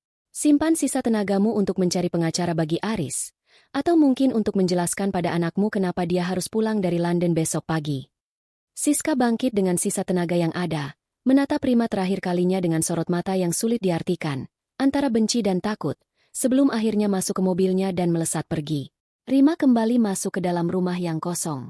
Ia berdiri di tengah ruang tamu, menatap foto keluarga yang masih terpajang di dinding, foto di mana Aris tersenyum lebar dengan tangan merangkul bahunya. Tanpa ragu, Rima mengambil foto itu dan menjatuhkannya ke lantai. Suara kaca yang pecah berantakan memberikan sensasi pelepasan yang aneh. Namun, ketenangan itu terusik saat ponselnya bergetar. Sebuah pesan singkat dari nomor tak dikenal masuk. Aku tahu apa yang kamu lakukan pada rekening kantor Aris melalui temanmu, Nila. Jika kamu tidak ingin Nila ikut terseret ke penjara karena membocorkan data nasabah, siapkan 500 juta tunai sore ini. Aku tahu kamu baru saja mencairkan dana perusahaan keluarga. Jantung Rima berpacu. Tekanan batin baru menghantamnya. Seseorang memantaunya. Dan sekarang nyawa profesional Nila berada di tangannya. Rima terduduk di lantai di antara pecahan kaca. Keputusan kecil namun berisiko harus ia ambil. Ia tidak akan menghubungi polisi atau bondan untuk masalah ini. Ia akan menemui pemeras itu sendirian untuk memastikan siapa yang berada di balik ancaman ini. Meskipun ia tahu ini bisa menjadi jebakan yang menghancurkannya. Ia mengambil satu keping pecahan kaca foto itu. Menggenggamnya hingga telapak tangannya terasa perih. Perang ini ternyata jauh lebih kotor dari yang ia bayangkan, dan sekarang, ia harus bertaruh dengan nasib sahabatnya sendiri. Pecahan kaca dari bingkai foto yang hancur itu masih berserakan di lantai ruang tamu, berkilauan tertimpa lampu gantung yang temaram. Rima menatap telapak tangannya sendiri yang sedikit tergores. Perihnya tidak seberapa dibandingkan denyut ketakutan yang menjalar di nadinya. Pesan pemerasan itu terus berputar di kepalanya. Nila, sahabat yang telah mempertaruhkan karirnya demi membantunya, kini terancam hancur karena dirinya. Rima merasa seolah-olah setiap langkah yang ia ambil untuk keluar dari lumpur justru menyeret orang-orang yang ia cintai ikut tenggelam. Ia baru saja hendak membersihkan pecahan kaca itu saat pintu depan terbuka perlahan. Tidak ada lagi bunyi gedoran kasar atau teriakan angkuh. Aris melangkah masuk dengan bahu yang merosot. Kemeja mahalnya tampak lecek. Dasinya sudah hilang entah kemana. Dan wajahnya pucat pasi seperti mayat hidup. Ia tampak seperti pria yang baru saja dihantam badai besar, dan memang itulah kenyataannya. Audit internal di Bank Pusat bukan lagi sekadar ancaman, itu sudah menjadi eksekusi. Rima berdiri mematung, memegang sapu dengan tangan yang masih sedikit gemetar. Ia memperhatikan suaminya yang biasanya begitu terobsesi dengan penampilan, kini terlihat hancur. Namun, Rima tidak merasakan simpati. Yang ia rasakan hanyalah kewaspadaan yang amat sangat. Rima. Suara Aris parau. Hampir hilang. Aris tidak mendekat untuk membentak. Sebaliknya, ia menjatuhkan dirinya di atas lutut, tepat di atas lantai yang masih kotor. Ia bersujud di depan Rima. Sebuah pemandangan yang tak pernah terbayangkan akan terjadi dalam 10 tahun pernikahan mereka. Pria yang memuja harga dirinya di atas segala-galanya itu kini merendahkan diri serendah lantai marmer. Maafkan aku, Rima. Tolong. Aku mohon. Aku hilaf. Siska yang menjebakku. Dia terus menekanku soal Leo. Aris mulai terisak. Air matanya jatuh membasahi lantai. Aku akan tinggalkan dia. Aku bersumpah. Aku akan memutus semua hubungan dengan mereka. Aku hanya butuh bantuanmu sekali ini saja. Rima menatap kepala suaminya yang tertunduk itu dengan pandangan dingin. Bantuan apa, Mas? Sertifikat rumah. Aris mendongak. Matanya merah dan bengkak. Ada kilatan manipulasi yang tersembunyi di balik tangisannya. Sesuatu yang Rima kenali sebagai upaya terakhir seorang narsistik untuk bertahan hidup. Pihak bank memberiku waktu 24 jam untuk menutupi selisih dana itu sebelum laporan kepolisian dibuat. Jika aku bisa menyerahkan sertifikat rumah itu sebagai jaminan tambahan yang sah atas namamu juga, mereka akan menganggap ini sebagai kesalahan administratif, bukan penggelapan. Tolong, Rima, demi Andra. Kamu tidak mau kan Andra punya ayah seorang narapidana? Mendengar nama Andra disebut dari mulut Aris dalam situasi seperti ini membuat darah Rima mendidih. Ia merasa mual. Aris tidak sedang meminta maaf atas pengkhianatannya. Ia sedang meminta Rima untuk ikut serta dalam skema kriminalnya demi menyelamatkan lehernya sendiri. Kamu ingin aku menyerahkan satu-satunya atap yang tersisa untuk anakku agar kamu tidak dipenjara? Suara Rima bergetar karena kemarahan yang tertahan. Setelah kamu menggunakan uang kesehatan Andra? Setelah kamu menjaminkan rumah ini secara diam-diam untuk gundikmu? Sekarang kamu memintaku untuk memberikan sertifikatnya secara sukarela? Aku akan berubah. Rima, aku berjanji. Aris mencoba meraih kaki Rima. Namun Rima mundur dengan jijik. Aku akan bekerja keras lagi. Kita mulai dari nol. Aku akan menjadi ayah yang baik untuk Andra. Tolong, jangan biarkan aku hancur seperti ini. Rima menarik napas panjang, menenangkan gemuruh di dadanya. Ia meletakkan sapu itu dan merogoh tas kerjanya yang terletak di atas meja. Ia mengeluarkan sebuah map biru, bukan sertifikat rumah, melainkan draft gugatan cerai dan salinan bukti penggelapan yang sudah dilegalisir oleh kantor hukum Bondan. Semuanya sudah terlambat, Mas. Ucap Rima dengan nada yang sangat datar, hampir robotik. Sertifikat rumah itu tidak ada padaku. Aku sudah menyerahkannya pada Mas Bondan untuk diproses sebagai bagian dari sita marital dalam gugatan cerai kita. Wajah Aris seketika berubah. Tangisannya berhenti mendadak, digantikan oleh ekspresi kaget yang luar biasa. Apa? Kamu? Kamu menggugat cerai sekarang? Di saat aku seperti ini? Aku tidak hanya menggugat cerai, Mas. Semua bukti penggelapan dana kantor yang kamu lakukan, bukti aliran dana ke Siska, dan bukti penipuan terhadap tabungan kesehatan Andra, semuanya sudah ada di tangan Mas Bondan. Rima menatap suaminya lurus-lurus. Mas Bondan memiliki instruksi dariku. Jika kamu menandatangani surat cerai dan menyerahkan hak asuh penuh Andra kepadaku tanpa perlawanan, dokumen itu akan tetap di laci mejanya. Tapi jika kamu mencoba melawanku, atau jika kamu mencoba menyentuh asetku lagi, dokumen itu akan sampai di meja direksi bankmu dan meja penyidik kepolisian dalam waktu 1 jam. Aris bangkit berdiri. Transformasinya begitu cepat. Kesedihan palsunya menguap, digantikan oleh kemarahan yang gelap. Ia menyadari bahwa posisinya benar-benar terjepit. Ia tidak lagi memiliki daya tawar. Istrinya yang dulu lembut kini telah membangun tembok hukum yang tidak bisa ia tembus dengan air mata buaya. Kamu kejam, Rima. Kamu benar-benar ingin melihatku mati. Desis Aris. Suaranya mengandung ancaman yang nyata. Aku hanya membiarkanmu memanen apa yang kamu tanam, Mas. Sahut Rima. Namun, di tengah kemenangannya secara hukum, batin Rima kembali dihantam oleh realitas pemerasan yang ia terima sore tadi. Ia menatap Aris, bertanya-tanya apakah pria ini dibalik ancaman terhadap Nila. Tapi melihat keterpurukan Aris, sepertinya ia benar-benar tidak tahu apa-apa. Ini berarti ada pihak lain yang lebih berbahaya. Ponsel Rima kembali bergetar di saku bajunya. Sebuah pesan baru masuk. Waktumu tinggal 2 jam. Rima. 500 juta, atau Nila akan kehilangan segalanya malam ini. Datanglah ke alamat ini sendirian. Jangan coba-coba melibatkan kakak pengacaramu itu, atau kejutan yang lebih buruk akan menimpa Andra di rumah amanmu. Dunia Rima terasa runtuh untuk kesekian kalinya. Bagaimana pemeras itu tahu tentang rumah aman, Bondan? Ini artinya pengkhianat itu ada di lingkaran terdekatnya, atau seseorang telah mengikutinya sejak awal. Rima menatap Aris yang masih berdiri dengan wajah penuh kebencian di depannya. Ia harus membuat keputusan cepat. Jika ia meminta bantuan Bondan, Nila dan Andra terancam. Jika ia pergi sendiri, ia mungkin akan masuk ke dalam jebakan maut. Aku akan pergi sebentar, ucap Rima pelan, mengabaikan Aris. Pergi kemana? Kita belum selesai. Bentak Aris. Rima tidak menjawab. Ia menyambar kunci mobil dan tasnya. Ia membuat keputusan kecil yang sangat berisiko. Ia akan mengambil uang tunai dari brankas darurat perusahaan yang selama ini ia sembunyikan dari Aris dan menemui si pemeras tanpa memberitahu Bondan. Ia merasa harus menanggung beban ini sendiri, sebagai penebusan dosa karena telah melibatkan Nila dalam kemelut hidupnya. Saat ia memacu mobilnya keluar dari halaman, Rima melihat di kaca spion sosok Aris yang berdiri di depan pintu, menatapnya dengan senyum tipis yang mengerikan. Senyum itu membuat Rima menyadari satu hal, meskipun Aris sudah kalah secara finansial, ia mungkin masih memiliki satu kartu as yang belum dimainkan. Tekanan batin baru mencekik leher Rima. Ia sedang menuju sebuah pertemuan yang mungkin tidak akan pernah ia kembalikan darinya, demi menyelamatkan mereka yang tersisa. Aspal basah di bawah guyuran hujan gerimis memantulkan cahaya lampu jalanan yang remang-remang, menciptakan bayangan panjang yang seolah mengejar mobil Rima. Tangannya mencengkeram kemudi begitu erat hingga buku-buku jarinya memutih. Di kursi samping, tas berisi uang tunai 500 juta rupiah, dana darurat yang ia ambil dari brankas perusahaan, teronggok diam, seolah-olah menjadi bom waktu yang siap meledak. Pikiran Rima berkecamuk. Ancaman terhadap Nila dan Andra adalah batas terakhir yang tidak boleh dilanggar. Namun, saat ia melaju menuju alamat yang diberikan si pemeras, ponselnya bergetar di dashboard. Sebuah pesan dari Bondan masuk. Andra aman, dia sedang makan malam denganku. Aku sudah menempatkan 2 orang penjaga di depan rumah. Jangan percaya gertakan apapun. Napas Rima tertahan.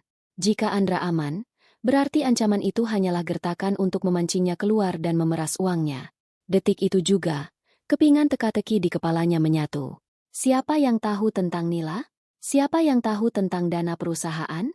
Siapa yang paling putus asa membutuhkan 500 juta malam ini untuk menutup lubang di bank? Aris. Desis Rima. Rima segera memutar balik kemudi di tengah jalan yang sepi, mengabaikan klakson kendaraan lain. Ia tidak akan menuju lokasi pemerasan. Ia tahu Aris sedang menggunakan kaki tangannya atau mungkin Siska untuk menakut-nakutinya. Namun, Rima tidak akan lagi menjadi mangsa. Ia memacu mobilnya bukan menuju rumah, melainkan menuju gedung pencakar langit di pusat kota, kantor pusat bank tempat Aris bekerja. Ia tahu malam ini adalah jadwal audit final bagi para eksekutif sebelum laporan resmi dikirim ke Dewan Direksi besok pagi. Di depan lobi gedung yang megah, Rima bertemu dengan Bondan yang sudah menunggu bersama 2 orang pria berpakaian sipil namun memiliki tatapan tajam yang tak terbantahkan. Mereka adalah penyidik dari kepolisian sektor ekonomi. Kamu yakin, Rima? Begitu pintu ini terbuka, tidak ada jalan kembali, ujar Bondan, menatap adiknya dengan penuh selidik. Rima menelan ludah. Rasa pahit masih tertinggal di tenggorokannya. Namun bayangan Andra yang ketakutan di bawah gertakan ayahnya sendiri memberikan kekuatan baru. Dia yang menghancurkan jembatan ini lebih dulu. Mas, aku hanya memastikan dia tidak membawa kami ikut jatuh bersamanya. Mereka melangkah masuk. Lift membawa mereka ke lantai 22, tempat jajaran direksi dan manajer senior berada. Suasana di lantai itu tampak sibuk. Lampu-lampu masih menyala terang, dan orang-orang dengan setelan jas mahal tampak berlalu lalang dengan wajah tegang. Di ujung koridor, di sebuah ruang rapat berkaca transparan, Aris terlihat sedang duduk dikelilingi oleh 3 orang auditor. Ia tampak sedang mencoba menjelaskan sesuatu dengan gestur tangan yang ekspresif, mencoba mempertahankan sisa-sisa kewibawaannya yang sudah retak. Di sampingnya, beberapa rekan sejawatnya, orang-orang yang selama ini ia banggakan sebagai lingkaran elitnya, memperhatikan dengan tatapan yang mulai berubah menjadi curiga. Rima berdiri di depan pintu kaca itu. Aris mendongak. Matanya membelalak saat melihat istrinya berdiri di sana bersama Bondan dan petugas kepolisian. Ia tampak mencari tas yang seharusnya dibawa Rima, berharap ada 500 juta di sana yang bisa menyelamatkannya di menit-menit terakhir. Namun, yang ia lihat hanyalah tatapan kosong Rima yang lebih dingin dari mesin pendingin ruangan di sana. Pak Aris Pratama, Salah satu petugas kepolisian melangkah maju, memecah keheningan ruang rapat yang tiba-tiba membeku. Kami dari kepolisian. Berdasarkan laporan dan bukti-bukti awal mengenai penggelapan dana nasabah serta pemalsuan dokumen perbankan yang diserahkan oleh pihak kuasa hukum Ibu Rima, Anda kami minta ikut ke kantor untuk pemeriksaan lebih lanjut. Keheningan yang mencekam menyelimuti ruangan. Rekan-rekan Aris, termasuk atasan yang selama ini memujinya, terperangah. Beberapa dari mereka mulai berbisik-bisik, sementara yang lain menatap Aris dengan jijik. Ini salah paham. Istri saya, dia hanya emosional. Aris mencoba berdiri, suaranya melengking pecah. Rima, katakan pada mereka, kamu tidak serius, kan? Rima tidak bergeming. Ia hanya menatap suaminya yang kini mulai dipasangi borgol di depan mata semua orang yang selama ini ia jadikan standar harga dirinya. Saat logam dingin itu mengunci pergelangan tangan Aris, Rima merasa seolah-olah sebuah beban raksasa yang telah menindih dadanya selama bertahun-tahun akhirnya terangkat. Namun, kelegaan itu terasa hambar, bercampur dengan rasa muak yang tak terlukiskan. Harga dirimu yang kamu tumpuk setinggi gedung ini, Mas, hari ini runtuh karena keserakahanmu sendiri, ucap Rima lirih. Cukup untuk didengar Aris yang kini sedang digiring keluar melewati kerumunan rekan kerjanya yang menatapnya seperti melihat sampah. Di lobi bawah, pemandangan lain menunggu. Rima melihat Siska berdiri di dekat pintu keluar samping, tampak sedang mengawasi dari kejauhan. Begitu Siska melihat Aris digiring masuk ke dalam mobil polisi dengan tangan terborgol, wanita itu tidak berlari menghampiri. Sebaliknya, Siska segera masuk ke dalam mobilnya sendiri yang mesinnya sudah menyala. Ia tidak membawa Leo. Ia tidak membawa janji-janji cintanya. Siska segera memacu mobilnya menghilang ke dalam kegelapan malam, meninggalkan Aris tanpa satu pun dukungan. Aris yang melihat pelarian Siska dari jendela mobil polisi, tampak melolong histeris. Ia menyadari bahwa wanita yang ia puja dan ia belas dengan uang anaknya, justru menjadi orang pertama yang menginjak kepalanya saat ia terjatuh. Bondan merangkul bahu Rima. Sudah selesai, Rim. Ayo pulang. Rima masuk ke mobil Bondan, meninggalkan gedungnya sendiri di belakang. Namun, ketenangan yang ia cari tidak kunjung datang. Tekanan batin baru merayap saat ia menyadari satu hal. Aris di penjara, Siska menghilang, tapi hutang-hutang Aris yang menggunakan rumah mereka sebagai jaminan masih ada. Dan yang lebih mengerikan, Aris sempat membisikkan sesuatu saat ia lewat di samping Rima tadi. Kamu pikir ini berakhir? Ibu tahu semuanya. Rima, ibu tidak akan membiarkanmu tenang. Rima menatap keluar jendela, ke arah rumah mereka yang kini mungkin sudah ditunggu oleh Bu Ratna dengan amarah yang lebih besar dari kepolisian manapun. Keputusan kecil namun berisiko diambilnya malam itu. Ia meminta Bondan untuk tidak membawanya kembali ke rumah aman, melainkan ke rumah mereka yang lama. Ia harus menghadapi Bu Ratna dan mengusir wanita itu dari hidupnya sebelum hari esok tiba, apapun risikonya. Gerbang besi rumah mewah itu kini terasa seperti jeruji penjara yang terbuka bagi Rima. Tidak ada lagi kebanggaan saat ia memarkirkan mobil di halaman yang luas itu. Yang tertinggal hanyalah bayang-bayang pengkhianatan yang bersembunyi di setiap sudut pilar betonnya. Saat Rima melangkah masuk ruang tamu, ia menemukan Bu Ratna sedang duduk di sofa bludru merah, dikelilingi oleh koper-koper yang belum tertutup rapat. Wanita yang biasanya tampil angkuh dengan perhiasan emas yang gemerincing itu kini tampak ringkih. Rambut sanggulnya berantakan dan matanya sembab setelah mendengar kabar penangkapan Aris semalam. Rima, kau akhirnya datang. Suara Bu Ratna parau. Ia segera bangkit dan menerjang ke arah Rima. Rima tidak menghindar. Namun ia juga tidak membalas pelukan tangan mertuanya yang gemetar. Ia berdiri kaku seperti patung marmer. Bu Ratna menggenggam pergelangan tangan Rima. Sebuah gestur yang dulu tidak pernah ia lakukan kecuali saat ingin memerintah. Ibu mohon. Rima, cabut laporan itu. Aris, dia anak satu-satunya yang ibu miliki. Kamu tidak tahu betapa hancurnya dia di dalam sana. Dia ketakutan. Rima. Dia bilang dia akan melakukan apapun. Dia akan bekerja kasar sekalipun untuk mencicil uang yang ia ambil, asalkan kamu membebaskannya. Pikirkan nama baik kita. Pikirkan Andra. Mendengar nama Andra disebut untuk kesekian kalinya sebagai tameng, sesuatu di dalam diri Rima meledak. Selama bertahun-tahun ia menelan semua penghinaan Bu Ratna demi menjaga keharmonisan. Namun hari ini, cadangan kesabarannya telah mengering hingga ke dasar. Nama baik yang mana, Bu? Rima melepaskan cengkeraman tangan Bu Ratna dengan gerakan perlahan namun bertenaga. Nama baik pria yang mencuri uang operasi anaknya sendiri untuk membiayai anak wanita lain di London? Atau nama baik ibu yang selama ini membenarkan segala kebusukan itu hanya karena Aris adalah pangeran di mata ibu? Dia hilaf. Rima. Semua pria bisa hilaf. Jerit Bu Ratna histeris. Ini bukan hilaf, Bu. Ini adalah rencana yang disusun dengan sangat rapi selama bertahun-tahun. Rima merogoh tasnya, mengeluarkan sebuah amplop besar berisi cetakan foto digital. Dengan tangan yang stabil, ia menyebarkan foto-foto itu di atas meja kaca yang mahal. Ibu ingin bicara soal penderitaan Aris di penjara? Coba ibu lihat ini. Rima menunjuk salah satu foto. Ini Andra saat kritis di ruang UGD. Wajahnya biru, napasnya dibantu mesin, dan ususnya pecah karena infeksi yang menyebar. Di saat foto ini diambil, Aris sedang berada di sebuah restoran mewah, merayakan keberhasilan Leo masuk universitas di London menggunakan uang kesehatan Andra. Bu Ratna memalingkan wajah, tidak sanggup menatap tubuh kecil cucunya yang dipenuhi selang. Lihat, Bu. Jangan berpaling, bentak Rima. Suaranya menggelegar di ruang tamu yang kini terasa kosong. Ini adalah foto Andra yang menangis ketakutan setiap kali mendengar suara pintu terbuka. Karena dia pikir ayahnya akan datang untuk membentak ibunya lagi. Ibu memohon padaku untuk mencabut laporan demi harga diri Aris? Harga diri Aris sudah lama mati sejak dia membiarkan anaknya bertaruh nyawa demi memuaskan nafsu dan kesombongannya sendiri. Bu Ratna jatuh terduduk di lantai, menutupi wajahnya dengan kedua tangan. Ibu tidak tahu kalau keadaannya seburuk itu. Ibu pikir Aris hanya sedikit nakal. Sedikit nakal tidak menghancurkan rumah tangga dan masa depan anak, Bu, ucap Rima dingin. Sekarang, rumah ini akan disita oleh bank dalam 3 hari ke depan. Saya tidak akan membantu sepeser pun untuk menebusnya. Saya sudah mengosongkan semua aset atas nama saya. Ibu punya waktu sampai lusa untuk membawa barang-barang ibu keluar dari sini. Konfrontasi itu terputus saat ponsel Rima berbunyi. Pesan dari Bondan memberitahu bahwa Aris meminta pertemuan terakhir di ruang kunjungan kepolisian sebelum berkasnya dilimpahkan ke kejaksaan. Rima mengambil kembali foto-foto Andra, menyimpannya dengan rapi, lalu melangkah keluar tanpa menoleh pada mertuanya yang masih terisak di lantai. 1 jam kemudian, Rima berada di balik kaca buram ruang kunjungan.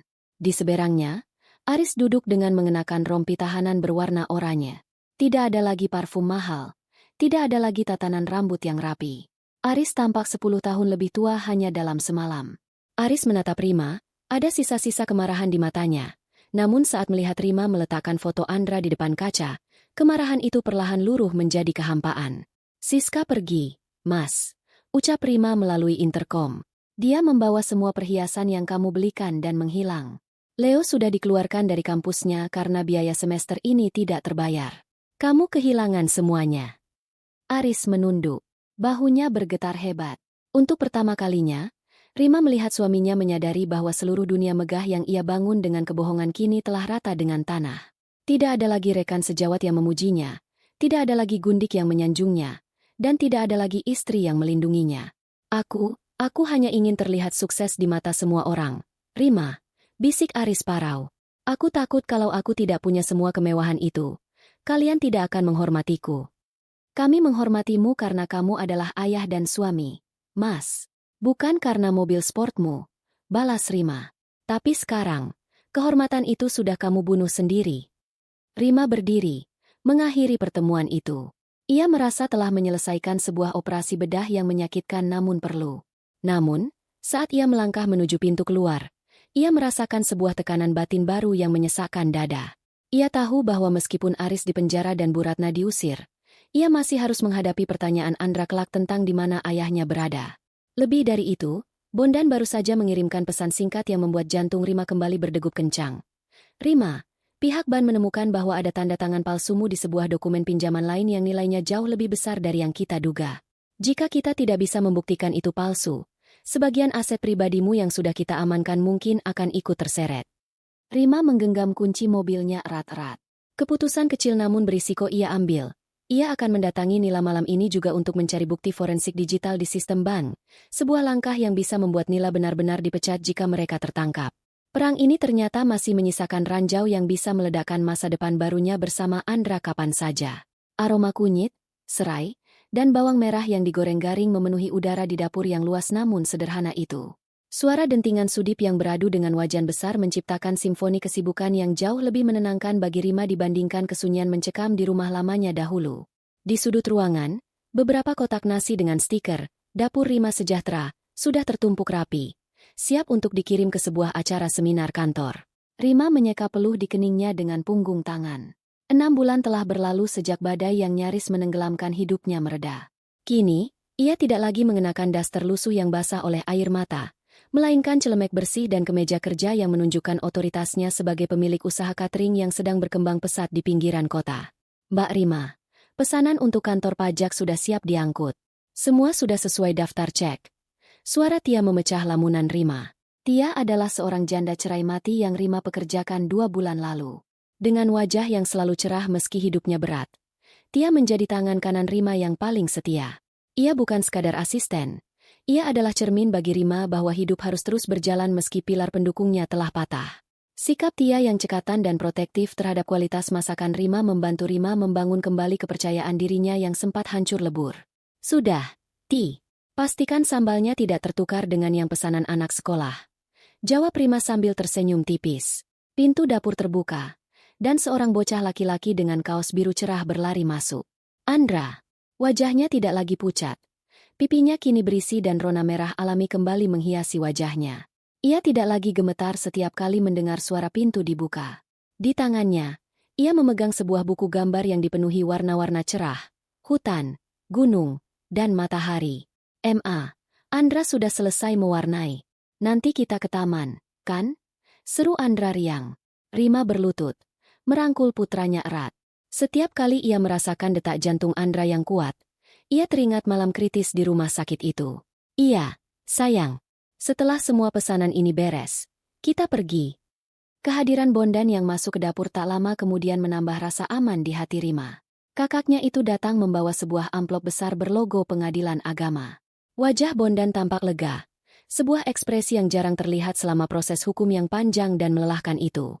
Ini salinan aslinya, Rim. Ujar Bondan sambil menyerahkan dokumen itu. Kamu resmi bercerai. Hak asuh penuh Andra ada di tanganmu. Dan yang paling penting, semua tuntutan bank terkait pinjaman 2 miliar dengan tanda tangan palsumu itu sudah gugur. Audit forensik digital yang dibantu Nila membuktikan Aris menggunakan identitasmu tanpa izin. Rima menerima dokumen itu. Jarinya gemetar saat membaca namanya yang kini berdiri sendiri, tanpa embel-embel nama belakang Aris. Ada rasa sesak yang sempat muncul, namun segera digantikan oleh kelegaan yang luar biasa. Perang besar itu benar-benar berakhir. Lalu bagaimana dengan Aris? Tanya Rima pelan. Bondan menghela napas, menyandarkan tubuhnya ke meja dapur. Vonisnya sudah tetap. 8 tahun penjara untuk penggelapan dana nasabah dan pencucian uang. Dia kehilangan segalanya. Rim. Rumah besar itu sudah disita bank. Mobil-mobilnya sudah dilelang untuk menutupi kerugian kantornya. Bu Ratna sekarang tinggal di sebuah kontrakan kecil di Bandung. Dikabarkan dia sering sakit-sakitan karena tidak ada lagi yang membiayai gaya hidup mewahnya. Siska. Dia benar-benar menghilang. Tidak pernah sekalipun menjenguk Aris di penjara. Rima terdiam. Tidak ada rasa syukur atas penderitaan mantan suaminya. Namun tidak ada pula belas kasihan. Ia hanya merasa keadilan telah menemukan jalannya sendiri. Aris membangun istananya di atas luka orang lain. Dan kini ia harus mendekam di dalam reruntuhan istana itu sendirian. Harga diri yang selama ini ia puja ternyata hanya sebuah topeng yang pecah saat dihantam kenyataan. Nila menitipkan salam, lanjut Bondan. Dia dipromosikan menjadi kepala cabang sekarang. Keberaniannya membongkar kasus Aris justru dianggap sebagai bentuk integritas tinggi oleh direksi baru. Rima tersenyum tulus. Setidaknya, ada satu kebaikan yang muncul dari semua kekacauan ini. Nila tidak perlu kehilangan segalanya demi menolongnya. Sore itu, setelah semua pesanan terkirim, Rima membawa Andra ke sebuah taman kota. Mereka duduk di bawah pohon rindang, melihat anak-anak lain bermain. Rima membuka tasnya dan mengeluarkan sebuah surat yang dikirimkan Aris dari penjara seminggu yang lalu. Surat yang belum pernah ia buka. Ia membacanya dalam hati. Isinya penuh dengan kata-kata penyesalan, permohonan maaf, dan janji-janji kosong yang sudah basi.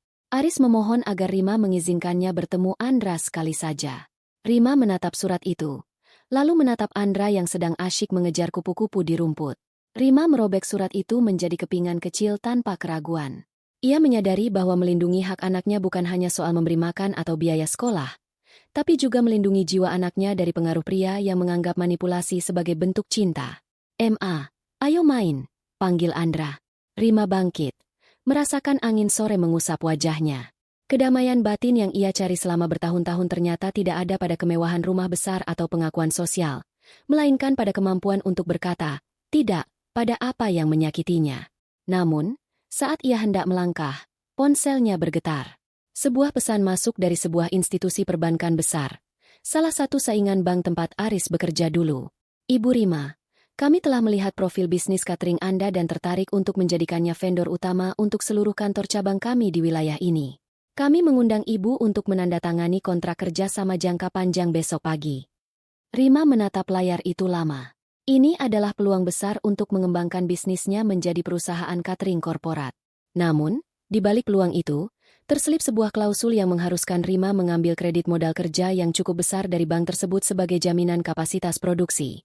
Trauma masa lalu tentang utang, bank, dan tanda tangan dokumen kembali menyerbu batinnya. Ia baru saja bebas dari jeratan utang Aris, dan sekarang ia dihadapkan pada pilihan untuk berutang demi kemajuan. Rima menggenggam ponselnya erat. Keputusan ini sangat berisiko. Jika ia gagal memenuhi target, ia bisa kehilangan dapur yang baru saja ia bangun. Tapi jika ia menolak, ia mungkin akan stagnan selamanya. Mama! Andra menarik ujung baju Rima, menatapnya dengan mata bulat yang penuh harap. Rima menarik napas panjang, menatap kontrak digital di ponselnya, lalu menatap putranya. Ia membuat keputusan kecil namun berani. Ia tidak akan lari dari bank, tapi ia akan menghadapi mereka dengan syarat dan pengawasan hukum darinya sendiri. Besok kita akan pergi ke kantor besar, Andra, bisik Rima. Tapi kali ini, Mama yang akan memegang pena dan menentukan aturannya. Rima melangkah maju, meninggalkan bayang-bayang masa lalunya di bawah pohon rindang itu. Hidupnya mungkin tidak lagi semegah dulu, namun untuk pertama kalinya, hidup itu benar-benar miliknya. Kepercayaan adalah fondasi, transparansi adalah atapnya. Dalam hubungan apapun, terutama pernikahan, memberikan kepercayaan penuh adalah bentuk cinta, namun tetap melek secara finansial dan administratif adalah bentuk tanggung jawab. Jangan pernah merasa bersalah untuk mengetahui kemana setiap rupiah hasil keringat Anda mengalir. Harga diri tidak terletak pada benda mati. Seperti Aris yang runtuh bersama mobil sport dan jabatannya, kita belajar bahwa harga diri yang dibangun di atas materi dan kebohongan hanyalah istana pasir. Harga diri sejati ada pada integritas, kejujuran, dan bagaimana kita memperlakukan orang-orang terdekat saat badai datang. Anak bukanlah tameng konflik. Luka fisik bisa sembuh dengan operasi, namun luka batin anak akibat perselisihan orang tua membutuhkan waktu seumur hidup untuk pulih. Jadilah pelindung bagi mereka. Bahkan jika itu berarti Anda harus berdiri sendirian. Jangan takut menjadi jahat demi keadilan. Ada kalanya kebaikan yang tanpa batas justru memberi ruang bagi kejahatan untuk tumbuh. Menjadi tegas, mengambil kembali hak yang dicuri, dan memutuskan rantai manipulasi bukanlah kejahatan. Itu adalah bentuk mencintai diri sendiri dan masa depan Anda. Terima kasih telah setia mengikuti setiap detak emosi dalam drama ini. Dari ruang bedah yang mencekam hingga dapur catering yang penuh harapan, Anda telah menjadi saksi bahwa akhir dari sebuah kehancuran hanyalah awal dari sebuah kekuatan yang lebih besar. Semoga kisah ini memberi keberanian bagi siapapun yang merasa dunianya sedang runtuh untuk percaya bahwa hari esok selalu punya cara untuk menyembuhkan. Sampai jumpa di kisah-kisah selanjutnya. Tetaplah kuat, tetaplah jujur pada diri sendiri.